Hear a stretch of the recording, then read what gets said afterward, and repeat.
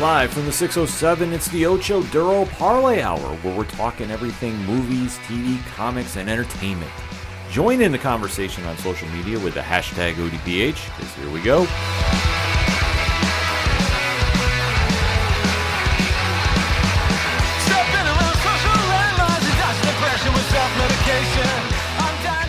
Welcome to an all-new edition of the ODPH podcast, better known as the Ocho Duro Parlay Hour. What is happening, everybody? Thank you so much for joining us this week. My name is Ken M. Joining me in studio, as always, you know him. He's the co-host. His name is Padawan J. Hello, hello, hello. It is good to be back in the studio. If you haven't been following our social media accounts, currently we survived a quote-unquote monster snowstorm. A snowpocalypse. Snowpocalypse, if you will, which turned out to vastly miss the mark of the amount that they were claiming. Bit of a nothing burger there. Right, but there was some high wind advisories, and it was a little dangerous to record the sports show, so we opted not to. Fear not, we will be talking about that on the podcast next week. But you have tuned into the entertainment edition, where we talk movies, TV, comics, and more, and we have a lot to discuss on that area. So definitely we want to keep this conversation going with you after the show, so swing on over to odphpodcast.com. Join the conversation on the social media accounts. They're all right there on the front page. Check out the TeePublic store. Check out the Patreon link. Shout out to our amazing patrons. One tier, $2 a month. And we have an idea for the special episode in March. Possibly. Dun, dun, dun. So if you want to find out, you got to sign up. The Parlay Points blog section, the classified section, which has friends of the show, such as 3FN Podcasts, Dragon Master Games, and so many more. The directory, Pat, how many providers are we on? 315,000. Sounds about right to me. So if we're not on your favorite podcast player, you got to let us know where you're hearing us from, and we'll make sure we get that squared up. And for the music section, there's so much there at the website. We just simply say for anything and everything that is the ODPH, you can find it at odphpodcast.com. And always remember on social media to use the hashtag ODPHpod. Kicking off this edition of the show, we had to actually do a coin flip because all three segments this week could have been a lead segment. But we landed on the show that definitely has garnered a bit of a buzz. It's right now kind of getting in this full swing of things. And that show is what, Pad? That would be The Mandalorian. Yes, the Star Wars spinoff starring Pedro Pascal as the last Mandalorian with his adopted child, Grogu, if you will. I mean, looks like a child, actual age, 52. Right. It's Star Wars, but that's how they break things down, so we just follow along. But the pair has definitely won over pop culture in 2 seasons counting, and now obviously in season 3. Yep. They're definitely making some strides to keep that hot streak rolling with Chapter 19, The Convert. So if you're new to the ODPH, first and foremost, thank you for checking us out. What we'd like to do is give you a spoiler-free statement. So if you haven't seen the show yet, don't worry, we're not going to ruin anything for you. But we give you fair warning. After our spoiler-free statement, we go into a countdown. At that point, if you haven't seen the show yet and you don't want to have anything ruined, duck out of the episode, pause it where you're listening to, catch up on the episode, and jump back in. Because after that moment, we deep dive into the show. We hold nothing back. We don't want to hear, oh man, you guys ruined this for me. We give you fair warning. So just putting it out there. After the countdown, you know what time it is. So that said, let us talk the latest episode of The Mandalorian on Disney Plus. Pad, give me your spoiler-free statement on Chapter 19. Thought it was a good episode. Certain parts of it seem kind of, what are we doing here? Where are things going? But I trust with, Dave Filoni and then Jon Favreau at the helm. It'll pay off in the end. You got to remember we're kind of in the middle of 2 trilogies here. We're in between the original trilogy and before the sequel trilogy. So, we're taking this opportunity to bridge some gaps, answer some questions, So while it might not seem clear what we're doing here, down the road, this season, next season, it might pay off a little bit more. It's not going to be an immediate payoff. But overall, I thought it was a good episode. Not their best, not their worst. It was kind of like a middle of the road for me. I hate saying the word filler, but considering where we've been since they've returned for season 3, this kind of felt like a filler episode in certain instances, in certain ways. Like the vibe of it after we change lead characters.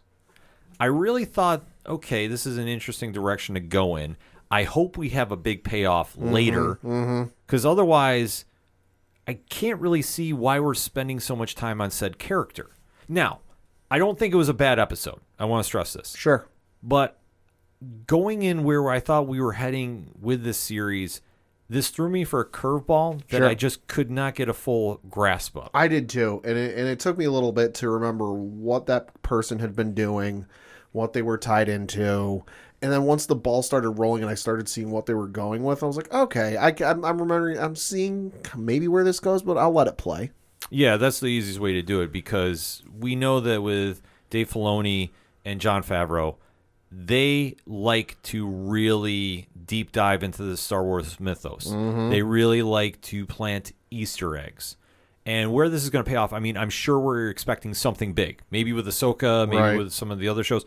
Possibly by the season finale of The Mandalorian. We don't know. Could be.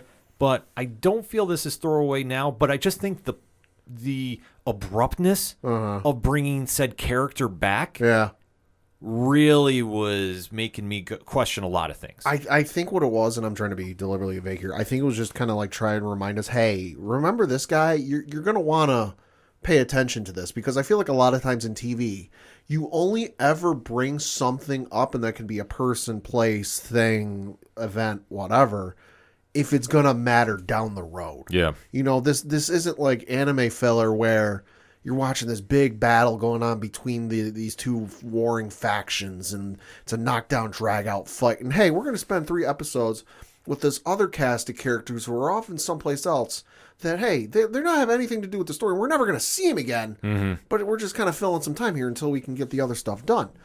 To me, with this, it's like this is going to pay off at some point. It's just kind of like a gentle, hey, remember this guy? You're going to want to remember. Because I'll be honest, I forgot about this dude. I completely did too. So seeing him get so much screen time really baffled me. Not gonna lie. Yeah. Like, I'm just saying, it just really surprised me. And I want to say it took me out of the episode for a little while, but I came back in by the time it was done. Still a solid episode, nevertheless. So that said, let us get into that spoiler talk. So Pad, in 3, 2, 1, talk to me about Chapter 19, The Convert. Thought it was a good episode. You know, not the best, not the worst. Kind of like in the middle of the road. You know, I see where they're going in terms of why they're doing this and kind of the stuff they're bringing in, and, you know, and they keep bringing up the cloning thing. And, you know, you remember, I think it was last season, we saw the really weird, distorted looking body that was clearly one of the failed attempts to clone Palpatine or what ended up turning into Snoke. You know, so we kind of know what this guy was getting into, you know, and it's filling that gap with, okay, how did we get to the Emperor getting thrown down the shaft of the second Death Star to he's alive in Rise of Skywalker. Yeah. And along the way, how did Snoke come about and this and that? So I think this is starting to, like, and to this point, it is not, at least to my recollection. Yeah, it's never been said How it happened. And like I said, I don't read every comic. I haven't read every book, and I know I've missed a few. Contrary to popular belief. Yeah, contrary to popular belief, you know, to my knowledge, it hasn't been explained yet. And a lot of times in Star Wars, when they do that, it's deliberate because they have something coming down the road for it, or they just don't want to let you know, kind of like Yoda's heritage. Yeah. But no, I think this is them kind of taking the opportunity to fill in that gap for the fans that want to know, and just to kind of fill in the greater audiences where might not have fit in the movies overall, but now that you have this opportunity to not have to do a flashback and not have to do this long exposition of how it happened, you can take this time and really flesh it out. But for the story in the episode overall, like I said, middle of the road, you know, don't hate it, don't love it. You know, do I recommend watching it? I mean, if you're in the series, yeah, there's some stuff in here that I think is going to pay off down the road and play in down the road. But am I saying, oh my God, you have to get up at 6 a.m. local time to watch this first thing in the morning? No. I have to agree with you on that. And I'm going to say a comparison, but hear me out before I can sense the rage building in you. Okay. This reminded me of Titans Season 2 premiere. Never saw it, so maybe. So, well, I know your feelings on the show. So I just want to stress like this. We kicked off with finishing up the Mandalorian's portion of the story. Sure. And then we went right into the next phase. Sure. Where it just felt like we could have ended Mando's story last episode. Like we didn't need it carrying over. Yeah. And I think when you try doing something like this, especially with how quick they tied it up. Yeah, that wasn't very long. Yeah, I was just like, why are we carrying it over here? Because you're giving so much time to Dr. Pershing, who we haven't seen since season 1 of The Mandalorian. Oh, so I can look up on the Star Wars Wikipedia. It's been a hot minute. I'm going to say since season 1. But it was great seeing Omid Abatai come back in the role and really have a story for him. But I'm kind of questioning, like, why did we do this when this could have been done in like a short or something in that variation? So the last episode we saw him in was Chapter 16, The Rescue, which was episode 8 of season 2. Really? I honestly forgot. Yeah. Like that is how much he's made an impact after season 1. Well, even for me, as big a Star Wars fan as I am, having watched season 1 twice to get ready for season 2, I've only seen season 2. Well, I've seen most of the episodes of season 2 twice, except the final episode. I've seen that like 100 times. Yeah. But even for me, at first I forgot who he was, but then as I looked at the face, I'm like, oh, right, it's this guy. And then they mentioned cloning. I'm like, oh, right, he's the guy who was really into cloning before he got arrested, and he was figuring out how to clone Palpatine. Yeah. But like I say, he hasn't really made that much of an impact, at least memorable to me, since season 1. Like season 2, I completely forgot he was in. But it's nothing against the actor by any means. Right. It's just... He was there for such a blink and you miss it portion. Right. Because the great thing that they do with the show is they give you that recap before if you want, which I like how streaming services do. Highly recommend it. Yeah, I talk about this in the comics blog a lot for Parlay Points, that when a company does a quick recap in whatever variation for new readers, I think more TV shows need to do this for new viewers coming in. Well, and I'm looking at the appearances again, and this is why he's almost forgettable for season 2. He's only in 3 episodes of season 2. So season 1, he's in there for 1 episode, or 2 episodes, excuse me. Right. The first episode and then the 3rd episode. But for season 2, he's technically in 3 episodes, so chapter 12, The Siege, is the first one he appears in for season 2, but it's a hologram. So not really there. The second episode he technically appears in, but he's mentioned only by name, is chapter 14, The Tragedy. So he only actually physically appears in 1 episode of season 2. That's why he's probably so forgettable for season 2. Well, that's the whole thing, because he really didn't have that much of an impact for his character, like on the overall story for season 2. Right. At least in my opinion. So, but if you're a fan of him, hey, it played off well for this episode. But first, like I say, we tie up the cliffhanger ending from last week's episode, which caught some online disputes. Sure. And I want to kind of put this out there right now. Okay. The critiques that I was hearing about The Mandalorian last week was about the lighting in the cave. Yeah. Now, Pad, what was your feelings on that? I understood it. I watched the episode fairly early in the morning, 6:30 a.m. Eastern, because I had to work that day, and I wanted to watch it before work because I knew I wouldn't have time once I got out of work to watch it before we recorded. So, and plus it's been real cold here, so I've had my blackout curtains drawn just to keep the cold air out. So it was pretty goddamn dark in the living room I was watching in. So I had a little bit of issues with certain spots, but it wasn't overall like I'm shutting off lights and I'm shutting blinds and I'm shutting curtains and I'm doing this, I'm doing... Like, I didn't have that much of an issue, but there was a little bit. I understood people's complaints about it to a degree. Yeah. But then again, they had to realize where the characters were. Yeah. You're underground. In a place that had been bombed out 20 years ago? Exactly. 30 years ago? It's not meant to be an ideal resort, to put it mildly. Yeah. And yes, it's going to be dark. It's going to be grimy. It's going to be very hard to see, as it's supposed to be. So it played into the role it was. But I think for a lot of people that said, oh, this is the worst episode because of that, I disagree with that take. Because that's a very minor thing, and it shouldn't take you out because they're going into an underground cave. Mm-hmm. Like, I just think for a lot of the critique I was hearing, people were saying, oh, this is the worst episode because of this. And I strongly disagree with it. Like, you're entitled to your opinion. I just disagree with it based on that fact. But we do resume where Din Djarin has been saved by Bo-Katan, played by Katie Sackhoff, who does phenomenal in the role of Bo-Katan. And she has saved him from drowning underwater in the living water. Mm-hmm. And when she pulls him up, they're kind of having a recap of what has happened. Well, I think they're also just trying to process what the fuck just happened. Yeah, that now the Mandalorian has been absolved of his discretions against Yep. the Mandalorian code, and he does take a sample of the living waters with him. Yep. And Bo-Katan is really having this back and forth conversation with him, but she doesn't come out and say what she saw underwater. Yeah. And we made a point about this last week on the episode, but Pad, what was underwater? So that was a mythosaur, which was a mythical beast, or what they thought was a mythical beast, that the original Mandalorian, who conquered the planet, conquered one of these giant beasts and supposedly rode them, and were thought to be extinct. Yes. And it was brought up in last episode that Bo-Katan told him this whole thing, and it's clearly a very, like, even their little logo that people have seen for, like, God knows how many years at this point.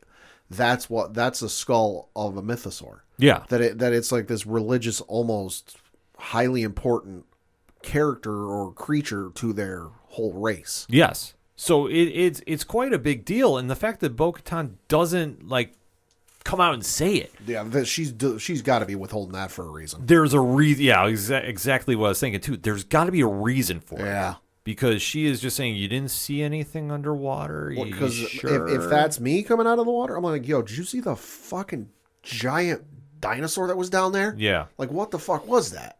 But she knew. She saw it, and he was probably unconscious because he fell farther than he thought, because he, Din even brings up, he's like, that went deeper than I thought. And Bo-Katan brings up, well, yeah, it probably got split open from the bombing during the siege. Yeah. And so he probably got knocked out on the way down or whatever. Oh, easily. You know, so she's bringing it back up, sees it, and growing up on the planet, being a member of the royal family, you know, and learning enough about the culture and the history, she absolutely knew what that was and was like, I can't tell him this because of why? Reasons. So they wind up making an escape out of the cave, and they're planning on going back to Bo-Katan's planet of Kalbala. Mm-hmm. And on the way there, who happens to make an appearance, Pad? That would be a group of Imperial TIE fighters. Well, TIE interceptors is what they were. Yeah, so the Empire is trailing them now. And supposedly it's from an Imperial warlord because, well, they're kind of a loose conglomerate. They're not really organized. Yeah, right now the Empire is just they're there. Fragments. They're there. They're just kind of not organized, which comes back, spoiler alert, comes back to bite them in the ass later. Oh, yes. But like I said, they're all fragments of what used to be the Empire, so everybody has their own agenda. Yep. And you see this group going after Bo-Katan and Din Djarin and Grogu. Which I can't help but wonder why they were there in the first place. I mean, this is a planet that was bombed. I tried looking up a date. There's been no firm data when the bombing took place on Mandalore. So this is an Imperial warlord, although probably not an Imperial warlord, there for a very specific reason, because the planet's supposedly poisoned and supposedly cursed, and you're not able to serve. So why the fuck are they there? Did they maybe trip off a sensor or something? That's what I thought. Some sort of alert? We don't know. I'm sure we'll find out. Well, you have to think with the Empire doing what they did, they're keeping an eye, at least whoever was involved with it. Sure. Is keeping an eye on the solar systems around and seeing who's coming and going from the planet. Sure. And I guarantee you that they had something set up for going in those caves. Could be. And once Bo-Katan tripped it off, they were definitely in hot pursuit. Oh, yeah. Great action sequence with the flying. Loved it. This really was Star Wars to me. Yes. So you definitely see that they're flying. Mando has to make this dramatic airdrop. Oh, my God. When they get back to Bo-Katan's castle to get into his ship. Yep. And it's a very cool Mission Impossible-esque moment. Mm-hmm. And pulls it off. So now he's flying in his own plane. Bo's in her plane. And they're just dodging and weaving between all the TIE fighters. I'm just waiting. I haven't seen it yet. I'm sure it exists. I just haven't had time to look. Danger Zone? No, well, okay, yes, partially that. But no, I'm just waiting for the guitar riff in Freebird. Ooh. For when he drops out of her starship. That would be cool, too. I know it exists. I haven't had time to find it, but I'm going to find it. I was waiting for Danger Zone by Kenny Loggins to start kicking in. Because, like, somebody's going to be making that on TikTok, I guarantee you. Yeah.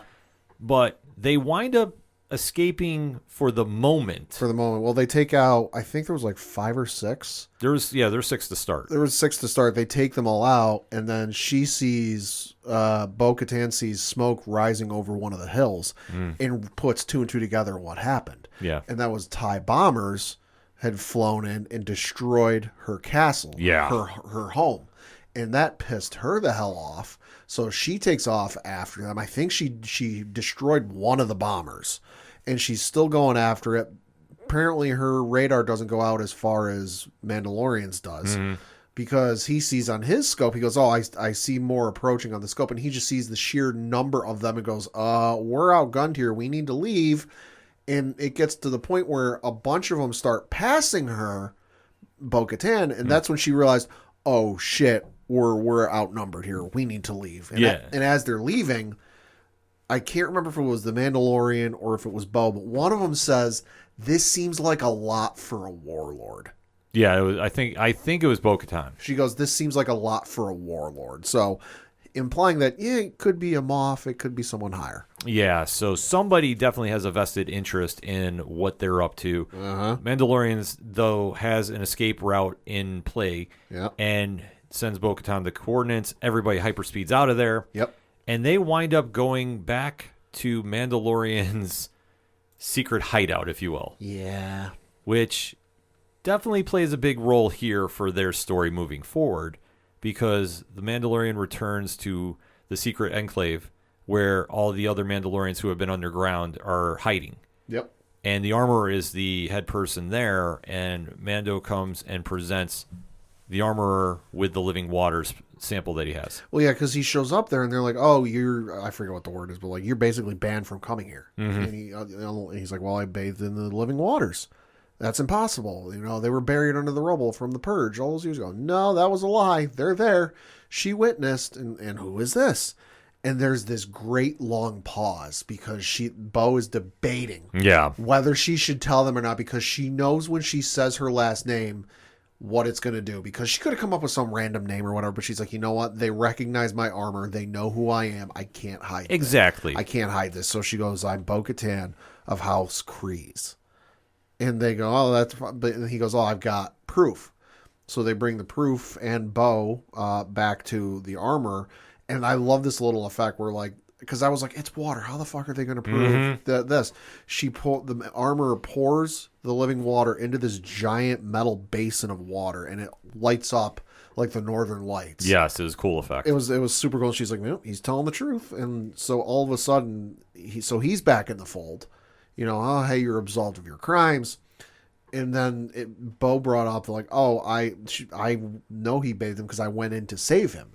And it's interesting that this is where the title of the convert gets brought in, at least once, where the armor brings up, well, did you, when you after you jumped in the water, have you taken your helmet off since then? And she says, no.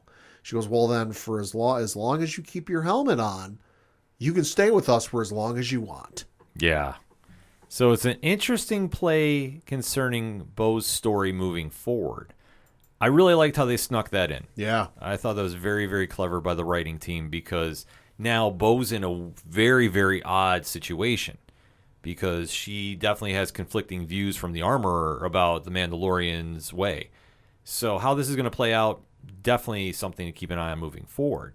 But right there, that's had to be about, the first 10 minutes of the episode, give take? 10, 20, yeah. It was early, because for how long the episode went, it now shifted to the second half of the story. And like I say, this felt to me like this could have been a short. They could have done this online. They could have done this as like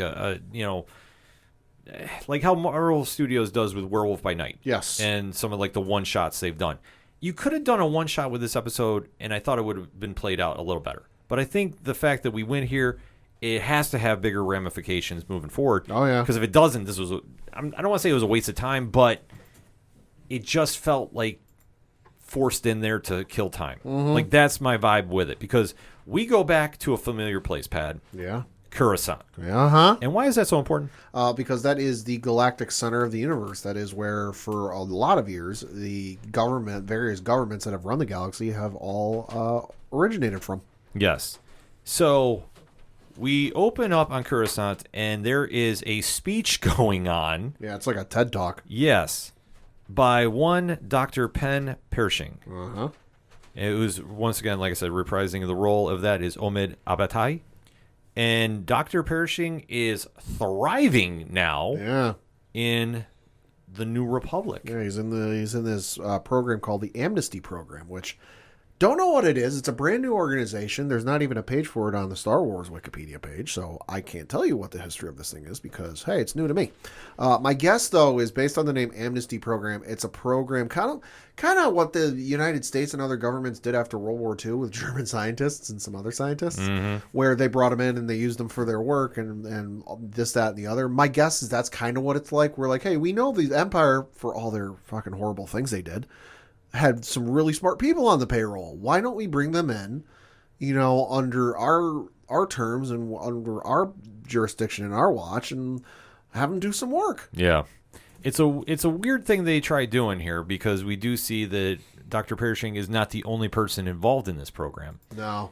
And he does run into, well, actually, we should give a little background for Dr. Pershing. Yeah. The last time we saw him was in season 1, Pat. So, season 2, technically. Well, but season 1 was the big deal. Yeah. And who was he working with at the time? He was working with the gentleman, I forget the guy's name, but he was the one who wanted to capture Grogu. Yes. So that they could attempt to clone him. Yes.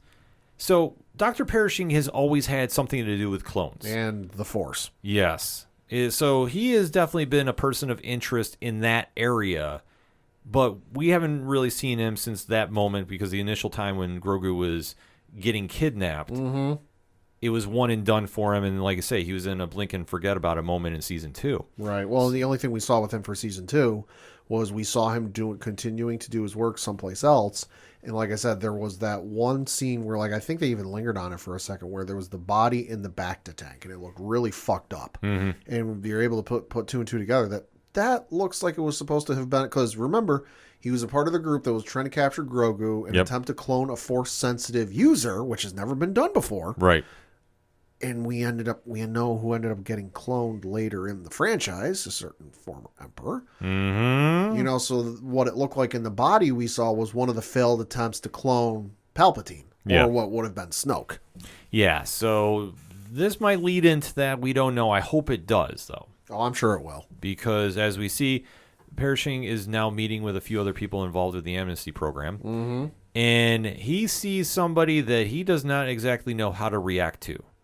And that's Elia Kane. Elia Kane, yeah. So Katie O'Brien is playing Elia Kane. And definitely has a vested interest in Dr. Pershing. Oh, yeah, because she used to work for Moff Gideon. Yes. So there's a little bit of weird uneasiness. It's almost like the first day of school and you see somebody that you haven't seen all summer. It's kind of that vibe.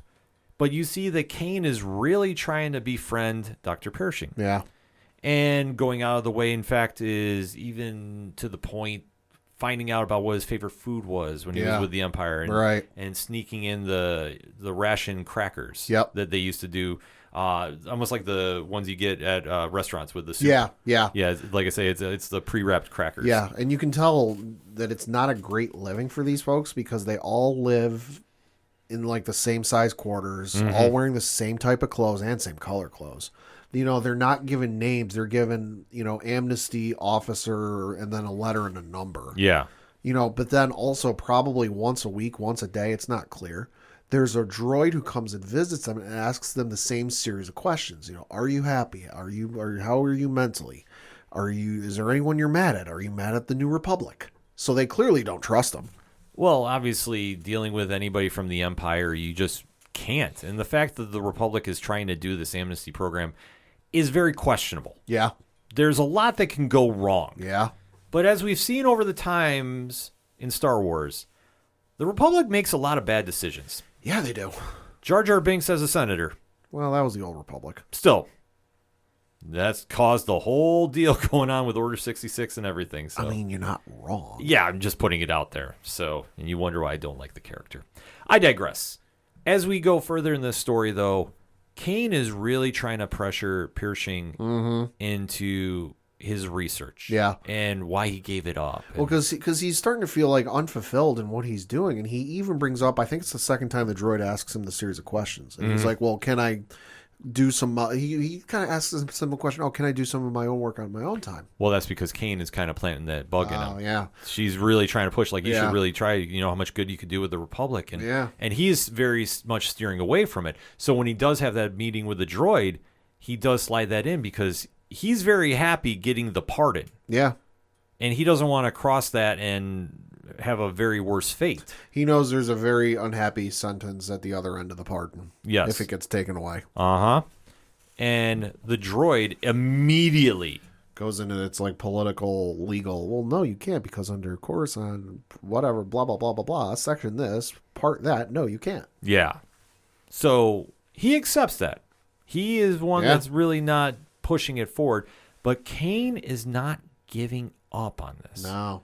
And is really pushing the point, like, you don't realize what your research could do. It could revolutionize the Republic and the universe moving forward. Think of all the good the Kaminoans did. You could expand on that. Yeah, so it's a really crazy deal. Yeah. And like I said, Katie O'Brien, who's playing the role here of Kane, is so much invested in it. Like, she is really coming across and saying, like, we can do this. I'll show you how. And talks Pershing into making a run to go get some equipment in this high-speed train jumping plan. Like, I mean, how would you describe it, Pat?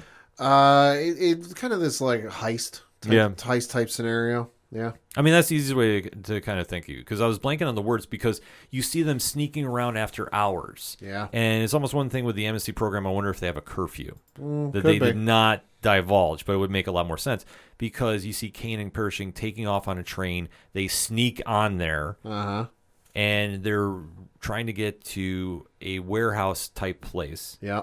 One of the former ships, if you will. Yeah, one of the Star Destroyers that's been decommissioned, and it got mentioned by one of the other amnesty workers that it was being cataloged for the stuff on it. Yeah, so like I say, they've almost made those ships into warehouses. Yeah. So you see Kane and Pershing are making a run there to go get items for his research. They open one of the doors, it starts making loud noises, and he's like, he's nervous as all hell. Oh yeah, where he's looking around, he's jumpy, he's this, he's that, and the door makes a lot of noise. And he starts freaking out. She's like, "Yeah, don't worry, listen, it's decommissioned. Why would anybody care about what's here?"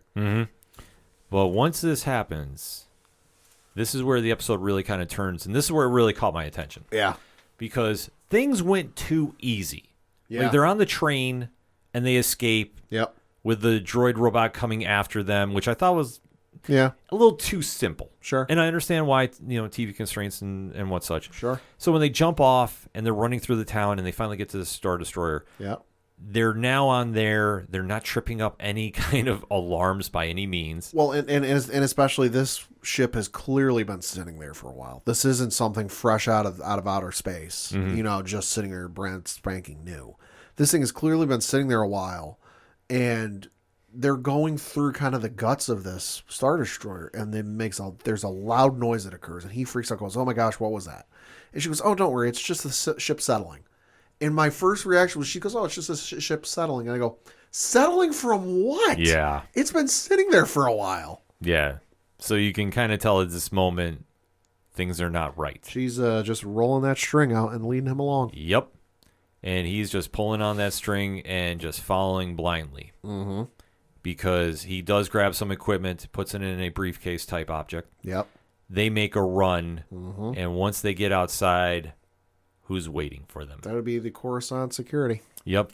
So you see a ship flying overhead with a big spotlight on them. Yep. You see law enforcement come over and arrest them, and sure enough... And they don't arrest her. They don't arrest her. She turns and stands right by their side. Because she sold his ass out. Yep. So Pershing is now caused violation as parole. You cannot trust her for anything. No, absolutely not. I wouldn't trust her if she passed me a pitcher of salt. Yeah. Well, that's what I say. You couldn't trust her for anything, even if she was giving out those delicious crackers. Like, You're not wrong. No, and that's the whole thing. Like, he wound up buying into the idea of Yeah. his research, because Yeah. at the end of the day, Pershing is a flawed character. Yes. And it makes perfect sense. Like, Yeah. this is his life's work. And scientists, especially in television and movies, will forego all chances of their safety and security if it means furthering their research. Exactly. It almost had a weird Better Call Saul vibe to it. Kinda. Almost, like, just for the sheer fact of Yeah. you have a character that had to give up what they love doing, Yep. and they have a new life, and they're trying to move on from it, but they can't escape from their past. This is what happens with Dr. Pershing. But now he's caught violating his parole and has to deal with the Republic's law enforcement. Yep. And they decide that they are going to mind wipe him. Yeah. Now, Pad, you need to explain this to me a little bit. I'll try. To what degree were they mind wiping him? So the way the Mon Calamari person was explaining this, because Pershing starts freaking the fuck out because he's seen this thing before. I think he called it like a solar flare or something. Mind flare. Mind flare. The Empire, it sounds like, used this device to completely wipe a person's mind. Mm-hmm. And the way the Mon Calamari was describing it was like, he's like, well, yeah, it does that, but only at high doses. If we keep this to a low voltage, a low dose, it'll only wipe out certain aspects, and it'll only wipe out some of the bad stuff. And it's not, he and I think he was lying here, because he goes, oh, it's actually quite a refreshing experience. I've had it done several times myself. Yeah. I thought that was very key saying. I was like, yeah, you're bullshitting your way through this, my guy. Him saying that was a line of crap right there. So my guess is the way it's supposed to work at a low dose is kind of like you think of like the neuralizer from Men in Black. Yeah. Where there's different settings to it. Mm-hmm. My guess is it's a low setting so that it'll only wipe out the last couple days, the last couple weeks. Yeah, something like that. Kind of like a soft reset. My guess is, and as soon as she said this, Elia said this, like, oh, he's a friend, despite his flaws, I want to stay behind and watch him. As soon as she said that, I'm like, yeah, because they brought up, oh, yeah, high voltage. I'm like, yeah, that thing's going to get fucking cranked here at some point. Yep. And as soon as she said, oh, I want to stay behind and stay with him, I'm like, yeah, she's going to crank this fucker. Oh, yeah. She cranks it to 11. So my guess is once it gets to the high voltage, it's a hard reset. Yeah. That his mind is going to be utterly and totally wiped. That he might be a vegetable. That's what I thought was thinking, too. Because he's sitting there and he's screaming about, that Elliot set him up and just... Yeah. And they're not hearing it. Like, right. Even the line, it's a trap, got said. Yeah. Which I had to admit, I marked out for a little bit. Because even the little lightning bolts or whatever going into it are like this blue and purple and white, kind of like these nice colors. Mm-hmm. She cranks it to 11, they go full red. Yeah. It was very telling about how Kane was committed to getting Dr. Pershing. Yeah. Like, to get him punished and essentially killing him. Essentially, yeah. Because I don't see how he survives this in any other way than he's brain dead. He's got to be brain dead because she turns that literally up to 11. Like, no lie about this. It's tying off a loose end. What that loose end is, I don't really know, because all he did was cloning. So, whatever it is, she's tying up a loose end, and this dude's got to be brain dead. Well, that's the only thing I could think is maybe it's something with Moff Gideon. Yeah. That there was something involving him that we don't know about exactly. He only got, we haven't seen him yet. He only got a brief mention in episode 2 that he got arrested and he was put on trial someplace else. That Carl Weathers mentioned him briefly. Yeah, I mean that's the one thing that I don't exactly know how they're playing it out. That's right, because that's the biggest bubble that we have. Devoting an entire episode to this guy and not have that big payoff, I thought was very, very odd. Right. And it wasn't anything against the acting. Like I say, I wasn't mad about it. I wasn't, angry in any way, shape, or form. So I'm just sitting there going, what are we doing here? Right. That we've now devoted so much time to him, unless you're setting up Elliot Kane to be a threat later and try taking down the Republic from the inside, or just maybe she did that to cover her own tracks. I don't know. Right. They're being deliberately vague on what happened to Gideon, too, because I looked up his Star Wars Wikipedia page, and a brief little bit for the season says, quote, after the assault on his cruiser, Moff Gideon was placed under the arrest of the New Republic. Paz Vizsla and the Armorer believed that only death would have been justice for his atrocities. According to Din Djarin, It was very likely that he would be executed for his crimes by the New Republic Tribunal, although the Armorer doubted that. Yeah. So, all we know is he got arrested and put on trial. We don't know what happened to him. No, we don't. So there's a lot of gray area with this character. Mm-hmm. And it's not to say this was a bad episode. No. But it was just kind of puzzling that you'd focus so much time on him just to kill him off. It's not like he was a character like Werner Herzog's client. Yes. You know, it wasn't like him Yes. that, a lot of fans had invested interest in. Or even Moff Gideon or somebody on that level. Right. Pershing is a solid character, but it's right. A non-important one. It's a character for a story that we don't even really haven't foreseen or seen what the end result is. We know what it's going to be. It's Snoke and then Palpatine coming back. Yeah. But we haven't seen that. So you're killing off a guy that's kind of loosely tied to that. And you're bringing that storyline back in, where it plays out, I don't know. We'll see. But it was interesting that they decided to bring it in. And like I've said before, nothing in Star Wars is ever brought in for just a random filler. Right. It seems like it. That, like I said, there was an episode of Rebels where they stole Hammerhead cruiser ships, which are the ones with like the look like the top part of a hammer. Yeah. They captured those. It seemed like at the time filler episode, but then you go to watch Rogue One, and hey, the rebellion's using those same cruisers in the Battle of Scarif. It's like, oh hey, tie-in. That's how they got that. Do you need to know it? No, but it's fun if you saw the episode. But they're bringing this in and bringing up this storyline for a very deliberate reason. What it is, don't know yet. No, we just have to sit back and wait and see because obviously we don't have a preview for next week's episode. Right. We go into these pretty cold. Right. And that's nothing wrong with it. It's not a shot by any means. Yeah. I prefer it that way. Exactly. Same here. But I just thought it was odd placing unless we have a big payoff with it. Right. And if they want to bring it back for Ahsoka, I'm okay with it. Sure. This is kind of the quote-unquote long-term booking. Well, I think given what Ahsoka is going to be about, and that's finding Grand Admiral Thrawn and finding Ezra, because, hey, spoiler, at the end of Star Wars Rebels, those two characters go missing, and they go off to go find them. My guess is that was what they brought up, this is more than a Imperial Warlord. Mm-hmm. My guess is it's Thrawn. Yeah. So that could be an early tease for Thrawn. That'd be an amazing tease for Thrawn. Next week's episode, though, going to be huge because, well, like you said, we don't know anything about it other than it's titled Chapter 20. Mm-hmm. Directed by some dude named Carl Weathers. Ooh. And then written by Jon Favreau and Dave Filoni.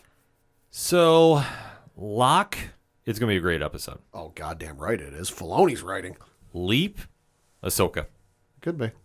Ahsoka, or we'll see. Ahsoka's his baby. Ahsoka's, his creation. Yeah. He is very, very protective of that character. And I definitely see her showing up at some point. Yeah. Like I said, if it wasn't going to be this episode, it's going to be episode 7. Yeah. So we'll have to kind of see how this all plays out. But overall, Pat, final thoughts on the episode? Thought it was a fun episode. I like the action. I like the interesting story and kind of like the mystery and plot behind it.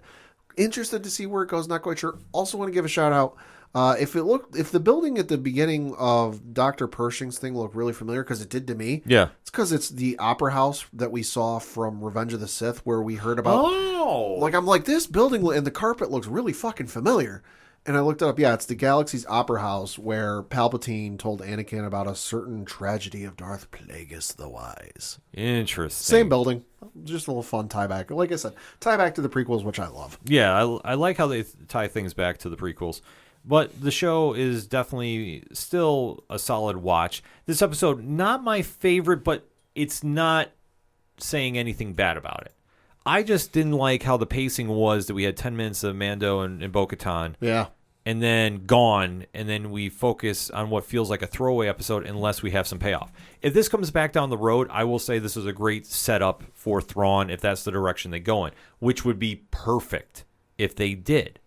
But to spend so much time on a throwaway character, right? I mean, let's face it, Pershing, doesn't really move the needle. If you say, hey, we're featuring Dr. Pershing. Yeah, that's like I'm not watching it first thing in the morning. I'll watch it at some point. Yeah, so to focus so much time, there's got to be a big payoff. If they start setting up for Thrawn's appearance in this, Right. I'm all for it, and I will say this was a great way to lead in. But for right now, it was solid for what it was, but I'm with you. This is not one that I scream is a must-watch, but one I think you definitely will enjoy if you like the series thus far. Yeah.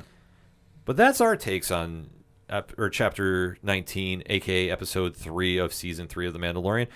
But why don't you hit us up on that hashtag and let us know what you thought. Hashtag ODPH Pod. Tell us about your thoughts about The Mandalorian on Disney+.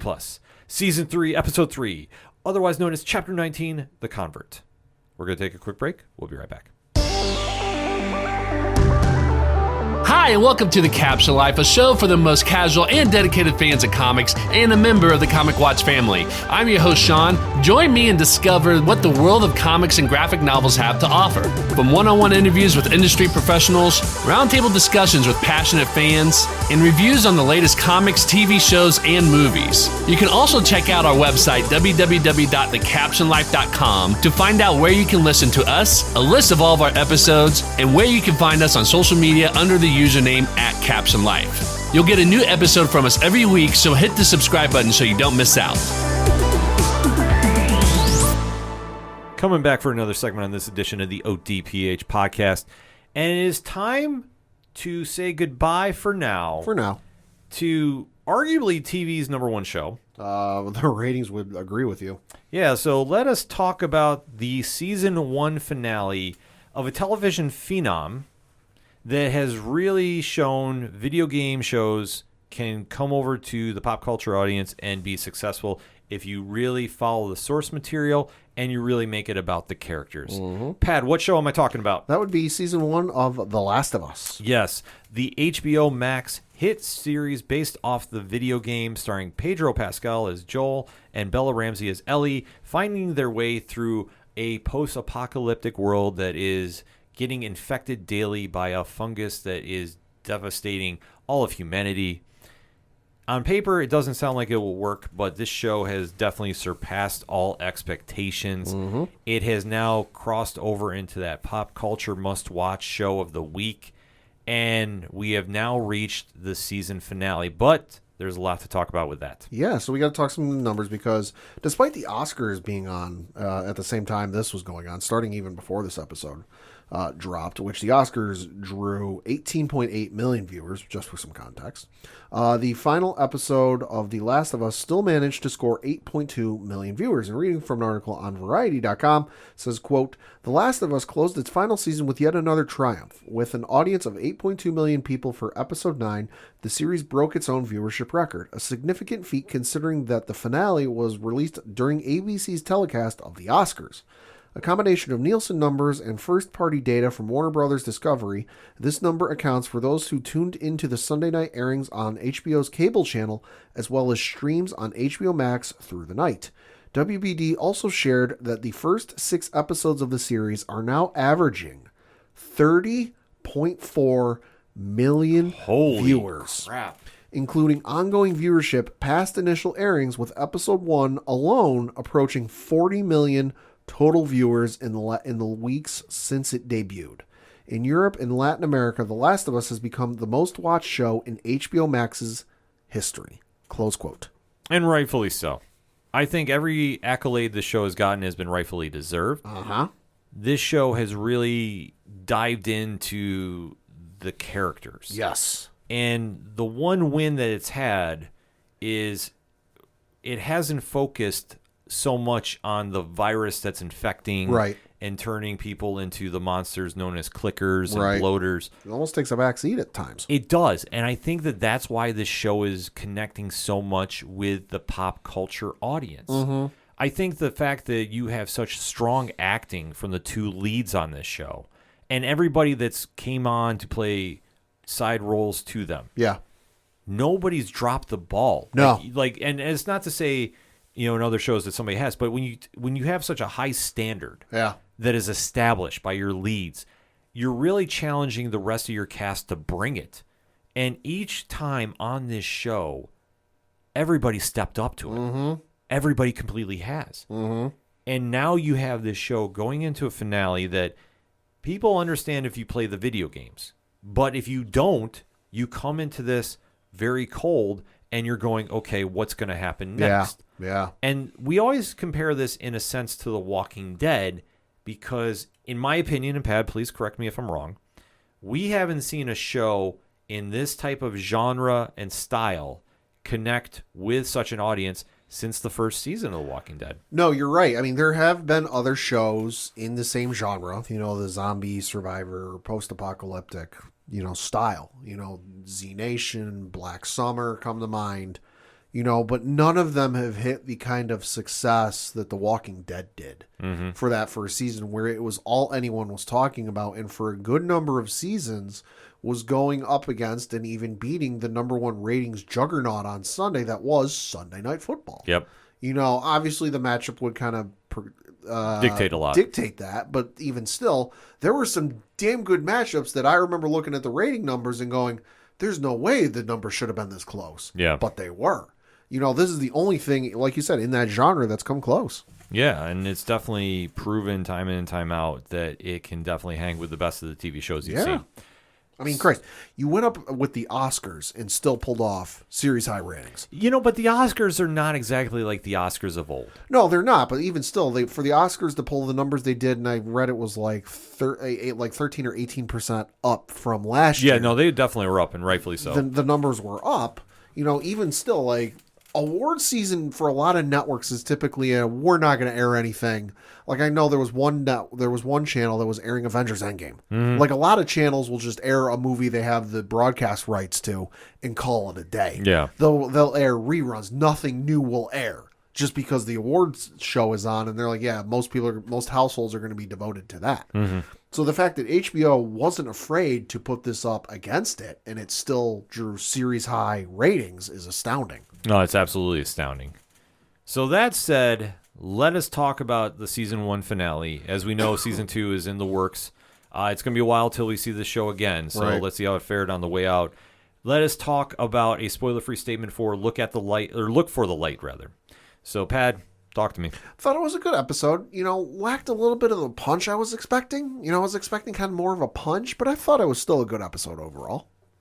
I thought this episode really demonstrated about how flawed one character was. Oh, yeah. And I think it really put into perspective that not everything here is so night and day.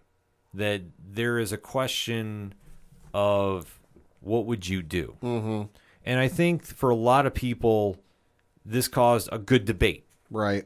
That you have to consider the one character's actions and how this plays moving forward. But I thought for what it was meaning to do and what it meant to do, I thought it hit the mark. Yeah. Because going into next season, you wanted to leave on a very big exclamation point mic drop moment. And I felt the show did. Yeah. And it definitely had people talking online after. Oh, yeah. We've interacted with many people about this, hashtag ODPH pod.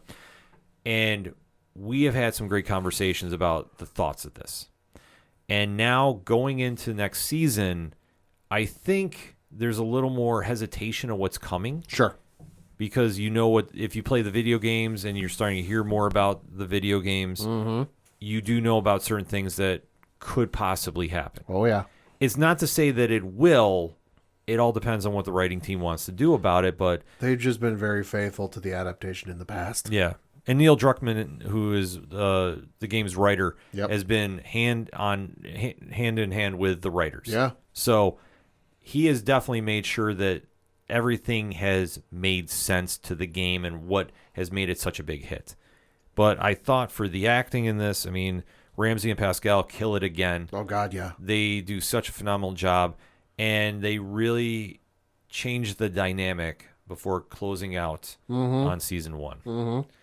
So that said, let's get into spoiler talk. You know the deal by now. 3, 2, 1, Pad. Look for the light. What you think? Thought it was a really good episode. I like the action, I like the acting, and the story was great, And the little personal moments between Joel and Ellie were awesome. But just, that ending, like, it was a punch, like an holy, wow, like, oh my gosh. But it just felt like I was expecting a little bit more of a punch, Wasn't necessarily expecting an, oh my God, are they alive? Are they dead? Cliffhanger ending, but just, didn't feel like quite the punch I was expecting, but it was still good. I thought it was interesting seeing what Joel did. Yeah.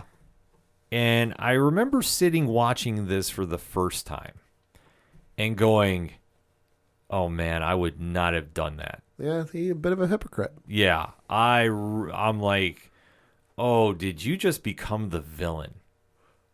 But at the same time, I'm thinking, yeah, I can see where he's coming from. Mm-hmm. And it's a great debate. It's one that's been going on since the game first came out. Yeah. And for what he does, it's a real question of, would you do this in your case? Mm-hmm. And I think everybody has a different reaction. And you know what? There's no right or wrong answer. Right. It's one of those interesting things where, like, I think the Walking Dead Telltale game is very interesting. Where it comes into, like, you have these horrible moral choices to make. In whichever way you go, I like how at the end they give you that percentage. Yeah. Of, like, 50% or like 37% chose this way. The other percentage chose the other way.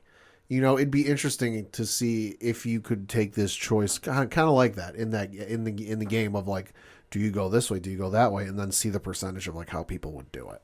Well, the thing is great for an online poll. Yeah. And maybe we'll run one next Sunday. Sure. If I remember to do this, and obviously we'll get up about this on the socials. We might have to do this because there will be no Last of Us this week. This is true. Coming up. So it's a great question. If you were Joel, what would you have done? But we'll get to that as we're going through the episode. Because where this kicks off for Look for the Light, I keep on wanting to say look at the light because look at the flowers from The Walking Dead. So I apologize if I keep doing the Freudian slip there. We go back to where Ellie's mother is giving birth. Yeah, played by Ashley Johnson, who, fun fact, was the waitress in the Avengers. Yes. But also played Ellie in the video game. Yeah, so that was a very cool Easter egg they put in there. A very cool moment for her, obviously. And I like how they've incorporated every voice actor from the show, or from the video game, into the show. Even some characters we haven't met yet. Yes. That's all I'm going to say. Yeah, I agree with you, too. So at this moment, we do see how Anna, Ellie's mother, is infected by one of the clickers. Well, she's on her own, and she's running through this forest at the start, and she's very heavily pregnant. Mm-hmm. And there's these clickers chasing after her, and it looks like this Midwestern, Kansas, Oklahoma, somewhere in that neck of the woods. And she gets into this big old house in the middle of the field, and she bars the door, and then she's like deep breathing because, hey, she's like 8-9 months pregnant. This baby's going to come at any moment.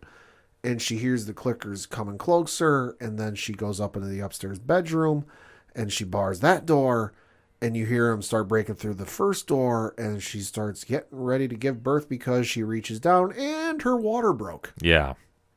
It's a wild scenario to see happen. Yeah. So as she's fighting off the clicker, she now is going into labor. Uh-huh. And during this time, she's found by a familiar face that we have seen previously on the show, and that is Marlene. Yeah. So being the head of the Fireflies, Marlene has always played a big role in this show. And Merle Dandridge, who plays her, definitely raised this episode up completely, too. Gotta admit, I forgot about her, and I thought it was Tess for like a solid 10 minutes. No, like, the minute I saw her, I'm like, oh, this ties everything back together. I thought it was Tess for the longest time, and I'm like, what the fuck? Like, this doesn't make any sense. And then I'm like, oh, wait, it's Marlene. Yeah, because we haven't seen Marlene since episode 1. Yeah, so I love how they brought it back and explained why Ellie is so important. And we do get one of the biggest answers that we've been all kind of waiting to find out, and that is, why is Ellie immune to the fungus? Yeah, so while her mom, Anna, is fighting off the zombie, the clicker, she eventually kills it, and then she turns to find out, hey, while you're we're fighting with this thing, you gave birth, the baby's here, and she looks down and realizes her leg is bit. And not knowing how the infection's going to go or whether it's going to take effect or not, she immediately cuts the umbilical cord so that it won't pass from the mother to Ellie. So the theory it's been a fan theory for a while is that even I fully don't understand how it works, and I've read it several times, is something to do with because her mom was bit, some of the information or like her body tricks the infection into thinking she's the infection or something like that.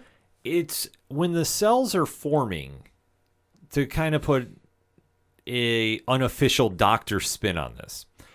It's essentially when the cells are forming and getting its information, it's tricked into thinking that it's still in the one body. Right. It's not in the second one. Okay. So that is the very, very plain version of that. It's like, because they showed it, but they didn't explain it, and I still don't understand how the fuck it works. Yeah. It's a weird thing about it, but it's more or less saying that, yeah, the cells are there, but they're tricked into not thinking that it's infected her. But it's still like a dormant agent in her. Right. But when she's bit, it's not infecting because, well, she's already been infected. It's a crazy scenario to really break down, but it's very scientific, but it makes sense, though. And like I say, it's a little bit crazy to figure out about how this goes. And it's like I say, it's very high-level thinking about this. But so you need a PhD for it. Kind of, but that's the easiest way I can describe it. It's just when the cells are forming, it's basically a genetic thing that it covers up that she has it in her. So thus, if she's bit again, well, they're not going to infect because they already know that the virus is in her. So it's kind of it's a crazy way to break it down. But that's the easiest way I can do it. I'm sure other people can do it a lot more technically. We'll just go with it from there. So then we jump back into, or no, actually, I'm sorry. Well, this is when so Marlene shows up and they go to the house and they realize something's happened because the door's open. They go into the house and they start going around, kind of like you see a SWAT team or something doing the movies where like they're going room to room, clearing the room, and they go upstairs and that's where they discover Anna and they see her slumped up against the wall, almost looks passed out, and then there's the body of the clicker next to her and they realize and they see what's happened. And Anna convinces Marlene to take Ellie to Boston. Yep. She's like, you need to take her to Boston. And Marlene doesn't want to do it because, as we find out, they've been friends for as long as they can remember since childhood. So 20, 30 years, however long it is. Yeah. You know, so, hey, you need to take Ellie and take her to Boston. This and that. Like, no, you're a fighter. You're going to make it through. So she's like, no, I'm not. You need to kill me. And Marlene flat out refuses. Right. She's like, no, I'm not doing it. She's like, no, you need to do it. So she does end up taking Ellie and walking out of the room, leaving Anna screaming, Marlene, no, you need to do this. And at some point, as she's about to go down the stairs, Marlene makes up the decision, you know what? I have to do this. Yeah. And she doesn't hesitate. She walks back in the room, confident stride as ever. Points the gun at her and immediately pulls the trigger, doesn't even wait. Yeah, I mean, Danger's acting in this was top notch. Like I said, just this whole scene was very powerful for what it needed to be, because you really see the toll that this has taken on her, that she has to go kill her best friend, and realizes that the child might be the cure to everything. Yeah, maybe, but at the time she doesn't know. She just goes, "There's a baby that has now lost her mother and now needs somebody to watch over her." So it's like I say, it's a very powerful scene, and then from there it jumps in to present day. Yep.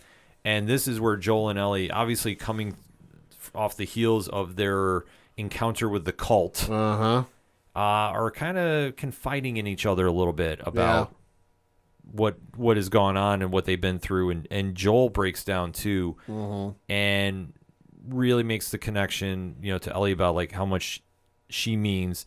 And then also breaks down about when he lost his daughter, he tried killing himself. He finally tells her about his daughter, and he tells her the truth of how he got the scar he has. And no, it wasn't because somebody shot at me and missed, and it's because I tried to shoot myself. And I missed. Yeah, it's like I say, it was a very emotional scene. And like I say, Pedro Pascal's acting through this entire episode and season has been nothing short of phenomenal. And like I say, this whole scene was a very emotional one, and one that definitely connects with the audience watching at home, that just what he's gone through, and just seeing how the progression of his character since we saw him from episode 1 to now. Well, so yeah, especially like episode 1 where he's got his daughter, he's happy, he's living life, and then shit hits the fan, he loses his daughter to all of a sudden he's on it 20 years later, he's on his own in Boston just trying to make ends meet. He gets thrown into a situation he wants no part of with a girl he knows absolutely nothing about, and he just views this as a mission. He views it as a job. Yeah. Hey, I got a job to do. I'm going to finish it, and then I'm going to go home.